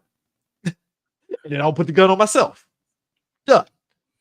Which that tells me something in the fact that even if with him being normal, that white man is still in his head, probably. Yeah. Oh, he's not escaping. The only he ain't beating them out. Like that white man is probably nagging in his brain despite him having control, basically. Dude, you want to know what's going on? Like, you want to know what's going on, like in that man's head? Same thing that's going on with Dre, brother. That is the full Rogue and Miss Marvel inside Carol Danvers' head joint. Like how long were they in their bodies? That's the crazy part. That is an eternal fight that's happening. Like he was probably in there longer because I guess he was like one of the first. So remember, no, see, Dre was gone for 6 months. Not Dre. I'm talking about the grandfather. I'm talking about the grandfather. The grandfather and the grandmother. That was like they probably he was there for like a couple years, man. Yeah, so I have to imagine him shooting himself. Was like, no, I ain't dealing with this shit anymore. Yeah. The field hand. Got me out here. Hey, he can't go back to the hood now because that white sensibility is still nagging in his head. So, what's all this humming you're doing? That's a jaunty tune. What's that about? Can't go back to how you guys are going to go back to heaven. Is that what it is? Can't go back to the can't go back to the crypts with a white Negro sensibilities like that. Just no. Oh man, I can't go back to the hood. Why? I got a white man in my head. I'm gonna be like, y'all gonna be like, hey man, we playing ball. Like, can't we play some badminton? And he starts hitting his head. Like, actually, I like squash. What's wrong? I don't know, man. I'm gonna sit this one out, bro. I'll drink this 40. It's great. Realizing that he still has the white man in his head. Man. And it's Jordan Peele. Nah, when he Harris, hey Chris, he drinks that 40, the white man inside. Ah, what is this? Is this malt liquor? Malt liquor. No, but it's true. One of a kind, top of the line. Williams drink. She is something else, isn't she? One of the kind. Man, that was creepy as shit. That was creepy as shit if you think about it, because it's like, well, I think I should go back to my chores and mind my own business. Oh, girl crying when she's talking to Chris, like that's when you could tell, like that's when you could tell, like obviously the black chick is fighting her, like the whole time, like oh no. He's like, oh no. Oh, she was like that black chick was about to break through and pull the key, like get out. Man goes, this bitch is crazy. I thought it was gonna be something. Like, I would like if you walk away. Oh, or, like something where it's not telling you to get out, but it's like maybe I should get the fuck out of here. Something that was creepy enough, like, hey baby, It's like, man, Where the keys at? By the way, F her so much when she was rifling for the keys. Here she goes. Well, no, I can't give them to you. When she did that, like, oh, she turned all the way white now. She's like, no, I can't do it, babe. Oh man, now she's all the way cracker now. Waiting for this to come out. Thank you. Her looking through that small ass purse. That's what I was like, bitch. How deep is that bag? Hey, look, you know it's bad when it took you that freaking long, and then when she pulls the keys out and she went full porcelain. Eris, that's actually another fear of D's. A white friend being a white person being your friend, and when you really need them the most, they turn to you and go, "Come on, you're the only black kid, dude." What did you think was gonna happen? What did you really? I really had a fear. What did you think was gonna happen? We were just gonna ride off into the sunset, go back, go back to our apartment with our dog Patches. In our progressive city. Side note, with our interracial relationship. Eris, when she says that to you, here's you. Bitch, that is Southeast DC. Do you know that we used to be all of that? It used to be all of ours before y'all came in and gentrified. This is the reason why I'm leaving. Side note, his boy goes to the cops and they dog his ass out in the funniest way. Hey, shout out to Erica Alexander. Erica, I love the fact that she has aged slowly, number one. And number two, you can give her drama, you can give her comedy, you can give her what I like to call low-level action.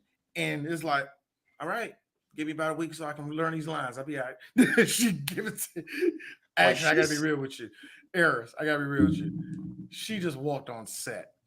Mm-hmm. And Jordan, that's a one day. That's a one day thing. It came out so natural. You, don't just go with it. It felt so natural to the way that she did it because she's like, hang on a minute. The next time you see two other people right there, she like this. I was like, yo. And as soon as he finished his sentence, everybody busts out laughing, and she goes, "Man, she's like, man, the white girls. What I tell you? Listen, you better not ever say that I don't ever do anything for you. If that ain't a nigga fucking lie, y'all better never say I ain't never did." Which that's what makes it. That's what makes Lil Rel from TSA. All right, I mean, look, man. When he sat there and said, "You lying ass bitch," and then when she, the best part Oof.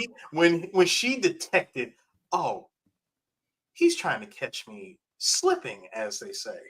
Yeah, he blew his load on that question. I was like, why? When she goes, why are we doing this? We know what this is about. You fantasize about me. You always wanted to fuck me.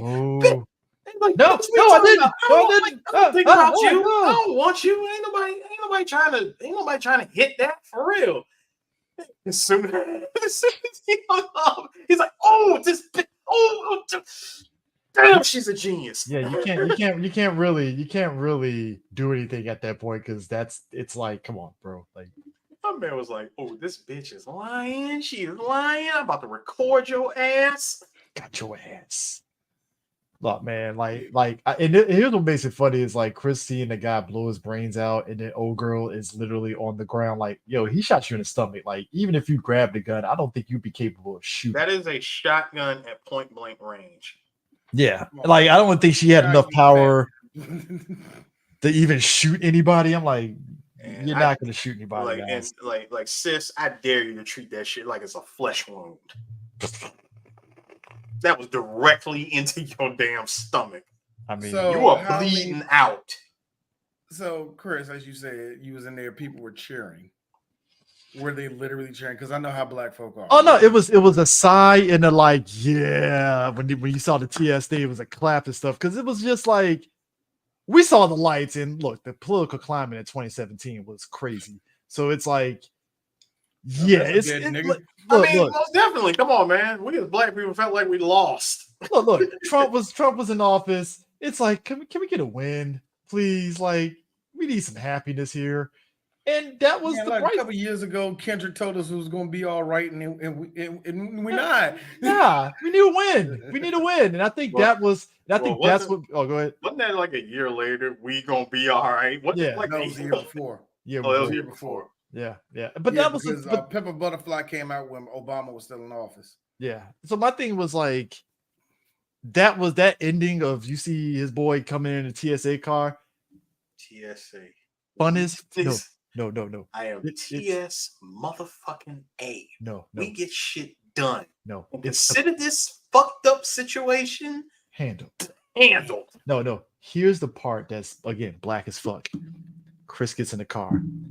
Silence for like 30 seconds. Look over. You see. No. He's contemplating in his head. And he's like, I mean, I told you not to go there. Yep, that one. That was pure. That was pure. I mean, that was pure Peele right there. That was Key and Peele sketch. If you're friends with somebody, you're gonna say that and just be doing this. Like, look, hey, no offense. Oh, I would say that. Shit, I would say that to the both of y'all. If I had to come to y'all's rescue, it'd be a pregnant pause. Well, to be fair, when I broke up the ex, y'all two were like that. No, it was no, not for white people. It's a different tone when it's white. Yeah, it's a very. I know, but I'm saying the equivalent was kind of there to a degree. That pause of just like, I mean, we told you, Chris. Like, come on. Like, here's the thing. I was telling this to Eris earlier. I'm like, the fuck took you so damn long, Chris? It's like this. I had an experience with a white girl all the way back in middle school, and I basically pushed her in the boys' bathroom. Like, we was outside and I like shoved her in there. I don't know what it was about. We were kids. And I don't know, like somebody saw it. We got in trouble. This little white girl played innocent, like she did nothing wrong. Like we weren't playing with each other, like we didn't know each other. And all that. My mom peeped it, and y'all remember this dude at Stephen Decatur. When I say his name, Mr. Barnes knew it. I know him. Like they knew that little white girl was lying. Her white mama was all like, "Well, I never thought she would do such a thing," and yada yada yada. And we go into the car. I almost got in trouble by that. We go into the car. Guess what my mama said? You could already know what she said. Messing around with that white girl. It's like the hillbilly popping this kid upside the head. Like you gotta understand, my mama grew up in the South. Very segregated North Carolina. She already don't trust white folk worth a goddamn anyway. So when I got in trouble with that, is a little white girl that got me in trouble. She was like, well, what I tell you about them white people? White people. So in any situation, and Chris, if your girl was white that you broke up with, oh, you best believe what I tell you, mess around with white bitches, man. What we tell you about that, man? We done told you the second she gave you that nasty, dry ass. Look, man, I already told you. They lost all the moisture inside them. Look, there is no way, like they, real try. Like black men already get the fucking whole thing of leaving the black girl for a white girl. No. That's the thing that get me, man. We like this movie, and niggas always get the most ugliest of white women. Like you're not like you getting Sarah J tier. Like, what are we doing here? Like, I ain't missing no. They all don't Sarah look J. Look, Eris, like, wait. Sarah J. They all don't look like thoroughbreds when you get them. No, dude. No, Chris. First of all, that is Sarah J. in a sack of Idaho potatoes. That's what they look like. Why you shaped like a bag full of onions? Big back. How? Look. I don't like. Look, my problem when brothers get big white girls is this. Not because you got a big white girl, but you got the big white girl with the small boobs. How do you get hooked up with that science project? I don't understand it. God damn. I don't get that. Hey, look, Aaron. Hey, Spanish girls. A couple of y'all laughing too hard. I point out Latino people that laugh too hard, like you ain't got no black in you. You mostly white. Don't be talking Drake. Like stop. Like you can't be doing that. I mean, yeah, man. I think that's just a natural response amongst black people. When anytime a black person gets in trouble, what do we say with Jonathan Majors? It's like why? See, why is Jonathan she mess around with that white girl. I'm like, son, why is she shaped like an uneven beanbag? look, let's be real. Jonathan Majors. Look, Why you out there look. messing with that white girl? The fucking truth about why she look like a sack full of pots and pans? look, the sad truth about Why society. she look like the sack of gold from Trespass? I mean, the sad truth about like society is that, like in Jonathan Major's case, I mean, he did Built like fucked up. built like Scrooge with ducks money bags. Like he did fucked up shit to this white girl, but it's the idea of if he did that shit to a black woman. Hate to be brother Umar about it. Did he really? No, but I'm just saying. But I'm just saying, just for the years of Negro. But I'm just saying, like, if that was a black woman, like Hollywood would not give a fuck. They wouldn't. That's how fucked up it is. Like, it's like, In damn. fact, law enforcement would have legit talked to him and said, "Stay out of trouble, nigga." I mean, think about it. David Justice did this to fucking Halle Berry and nothing. Wrist slap. Yeah. It's just hey, you can hit a baseball really good. So we want to arrest you, but you showed your boobs and swordfish. They were kind of fine. I loved your scene with Billy Bob Thornton. Ew. Okay. If I ever meet Halle Berry, I would ask her that question. I would like, look, now check this out, sis. Have you ever had any white guy said he loved to sing with you and Halle Berry? And she makes this little, she made this little, you know how black women do their little itty bitty cringe, like, whew, okay, so like, yeah, how many of them nasty ass white boys? No, see, if we sitting down and she does this shit to you when you ask that question, let me tell you. No. I'm talking about full take off the glasses. Stare into your soul and go, Halle Berry, where she lifts up all the black that's in her body to the surface at that one moment. She does that like twice in every movie. Where she's no longer Halle Berry. She's Holly. Not Halle Berry, Holly Berry.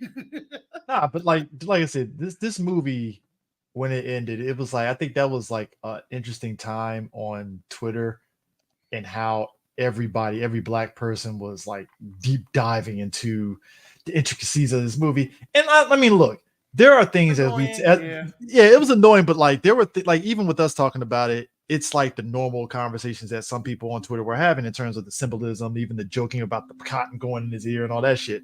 But then there were people that took it a step further and were really deep diving into this shit.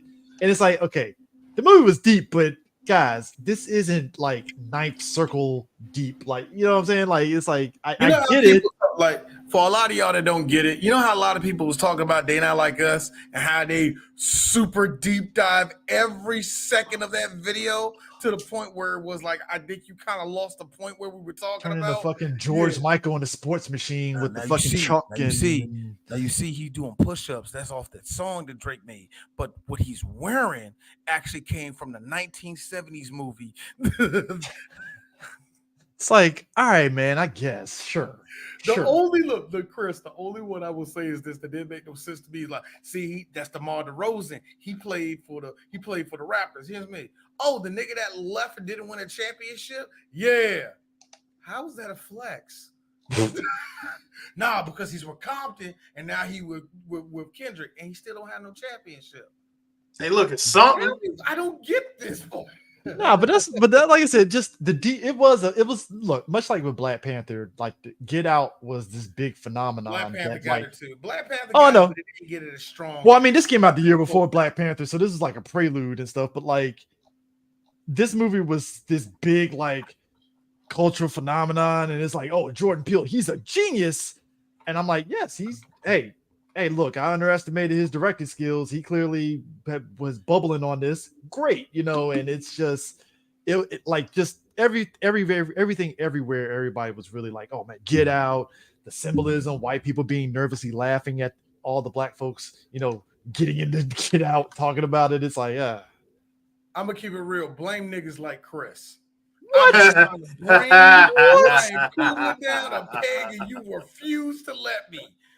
Ryan Coogler to me is no look. Ryan Coogler to me is no better than Antoine Fuqua, but you will fight to the death. Chris. Fuqua does good movies too. Fuqua is better than him. He ain't better than Ryan Coogler. Like, stop. When did I say that? I never look. Ryan Coogler. I actually kind of pick with you with Ryan Coogler because you give him way too many passes. I give him credit because it's like I him like and Michael Jordan, like him and Michael B are making these type movies and shit. It's like stop. They're like this. Look. It's Rocky. It's Rocky. Stop. This Rocky. Hey. Blade in the 1800s is gonna be dope. All right. I need to actually get the clip. We're never. We actually need the clip, Eris. We are never ever getting that. No, we're getting Blade. They're just looking for a director. They've been looking for a director for the last 5 years. But look, that's a different conversation. But no, it's this movie did kind of throw Jordan Peele up in this echelon. But I do like the fact that he didn't go too crazy in the sense of like just flooding out movies, because like he really spread himself out in terms of like all right, he did Us. Oh, he did Nope. And in between, he might have helped produce some movies. But like he never really like, I won't say he didn't drink his own Kool-Aid to where he felt he had to like Sandra Rhimes himself and just we're doing a whole bunch, that kind of. I think he has drunk his Kool-Aid, but I think it's not annoying. I think it's more of I know I'm good at what I do. Hey. I think if anything, Jordan, I don't know how good of I really can't really judge how good of a writer he is. I kind of dislike how freaking reference heavy his movies can get. All three of these movies, Nope, Us, and Get Out, all if you sat down and really pulled the references and the symbolism, it's like, hey Jordan, chill, nigga. Hey, Jordan. Ain't nobody watching it. I know you making this for everybody that watch hard, but you don't have to make it a treasure trove. Oh, you see that? That came from this, and this came like stop. Look. All I'm saying is like Jordan Peele. Remember the monkey started eating that girl, started eating up on homeboy for Nope with the whole thing with the monkey. Yeah. Even that, it was like, see, that came for something that happened in real life. Oh no. Sue knows this too. Monkey Man. Jordan Peele produced it. It's some Jordan Peele isms in that movie. Only slightly. Yeah, slightly, because only slightly. Yeah, so yeah. But I think Jordan is actually a good director. Like I said, I think he's actually a great director. I still I'm shaky on calling him a visionary or whatever little thing that people gave him, but I'm glad that people gave that to him and he didn't give himself an own name like M. Night Shyamalan. M. Night Shyamalan did that to himself. I'm glad that Jordan is like, thank you. I'm trying to get the Twilight Zone back on TV right now, man. So, I like how Jordan Peele linked up with Hideo Kojima, so now all of us is like, oh my god, this is great, and it's like we'll see. We'll see. Calm down. Hey, look. Hideo Kojima, as we talked about, loves his movies, and I like how Hideo watched like all three movies, and he loves some Jordan Peele in all three instances when he tweets about watching Get Out. I remember that was when everybody was like, is Kojima woke? And I was like, easy, guys. He loves movies. Y'all chill. He just likes movies. He just loves movies here. I don't think he's racist or anything, but like, woke. Because like, real talk, if any of you actually sat down and try to analyze Drebin, you'll be pissed off that he is not black at all. Y'all be so pissed. Best not to question that. Just he's an enjoyer of movies. That's it. Just let it go. Yeah. But I mean, look, for this movie, because this movie was Blumhouse. Yeah, it was Blumhouse. Yeah, Blumhouse. Blumhouse. One of the movies that's kind of saying Blumhouse for going up its own ass because anytime, for real, Blumhouse is like I said, it's bad at the free throw line. They bad at the free throw line, bro. This ain't 2016 where they were doing shit that nobody else is doing. No, they got good jumpers and a 3-pointer, but the free throws, oof. That shooting percentage is nasty. It's like, why are you still on the floor, nigga? Bitch, that's how Blumhouse is to me, but Blumhouse is to me, yeah. But yeah, let's Get Out, folks. That's the Halloween special. It's been great. It's excellent. So next month, into all the way to from next month all the way into our Christmas special. It's time for Three Black Geeks to do cinema again, meaning that all the movies we're doing are fucking cinema. But I said, no, I want to do something different with the cinema. I want to give us a theme with it. And this year, it is heist movies. Heist movies. And these are the ones that I got. One of these, these are the ones that are locked in. And if we can fit one more, I'm gonna let Chris and DJ Sue pick the one they want. But these are the ones that are in lock. We are going to do Drive, starring Ryan Gosling. Yes, that's just pure cinema. Pure cinema. More and not so. Like, Eris like the soundtrack. I like the sounds. Whoever was the Foley guy on that movie, it was like every sound, like it just sound crisp, like because it like I like it. It's a very throwback. It's a very throwback 70s-esque movie. It's definitely throwback. It's definitely throwback. Christina Hendricks gets shot in the head. Like it's definitely throwback. Nigga, for me, it was really the soundtrack. Like the soundtrack put, not just Kavinsky, but synthwave as a whole, like on the map for everyone. White guys, cinnamon snobs jerked themselves off the Drive. Oh, they love this movie. This and it's Driving Inception. It's like, oh God. It's like, but yeah, we're going to finally do it. Yeah. Another one we're going to do is the one that put Guy Ritchie on the map, Lock, Stock, and Two. Yes. Early Jason Statham. DJ Sue, you're about to see one of your favorite movies you had never. Eris, you're going to love every single second of this movie. It is so great. Another movie we're going to do, it's not so much cinema, but niggas, we made it cinema. We're redoing a episode we already did. We're doing Set It Off again. Yeah, in a better way. Still gonna do it time, but oh my goodness, jokes are gonna come flying. It's not cinema, but it's black cinema, sir. It's actually a good movie. It's strangely a really good movie. It's a series of heists. It's like every time I talk about it, all I hear is no. Gotta be honest. That was on the guitar. Gotta be honest with you. This chick literally went down to Mexico with five figures. It wasn't even a full six. I think she went down there with $10,000 and just ate. Hey, listen, 5 figures, like 5 figures in mid-90s money in Mexico. Mexico money. Mid-90s in Mexico money. Yeah.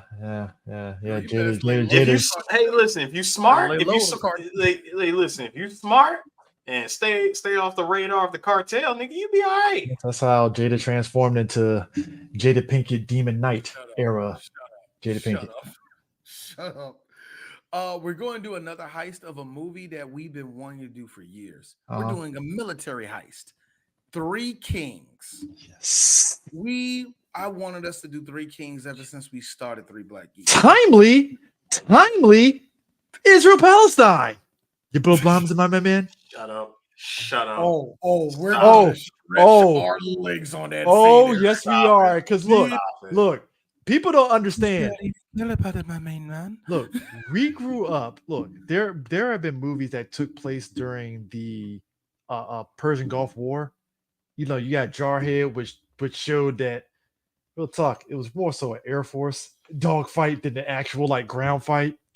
But Three Kings brought up the other idea of, and it was based on kind of a true-ish story in a way of because obviously you embellish a lot of shit. Of people really were stealing gold and stuff from over there. That's a real thing.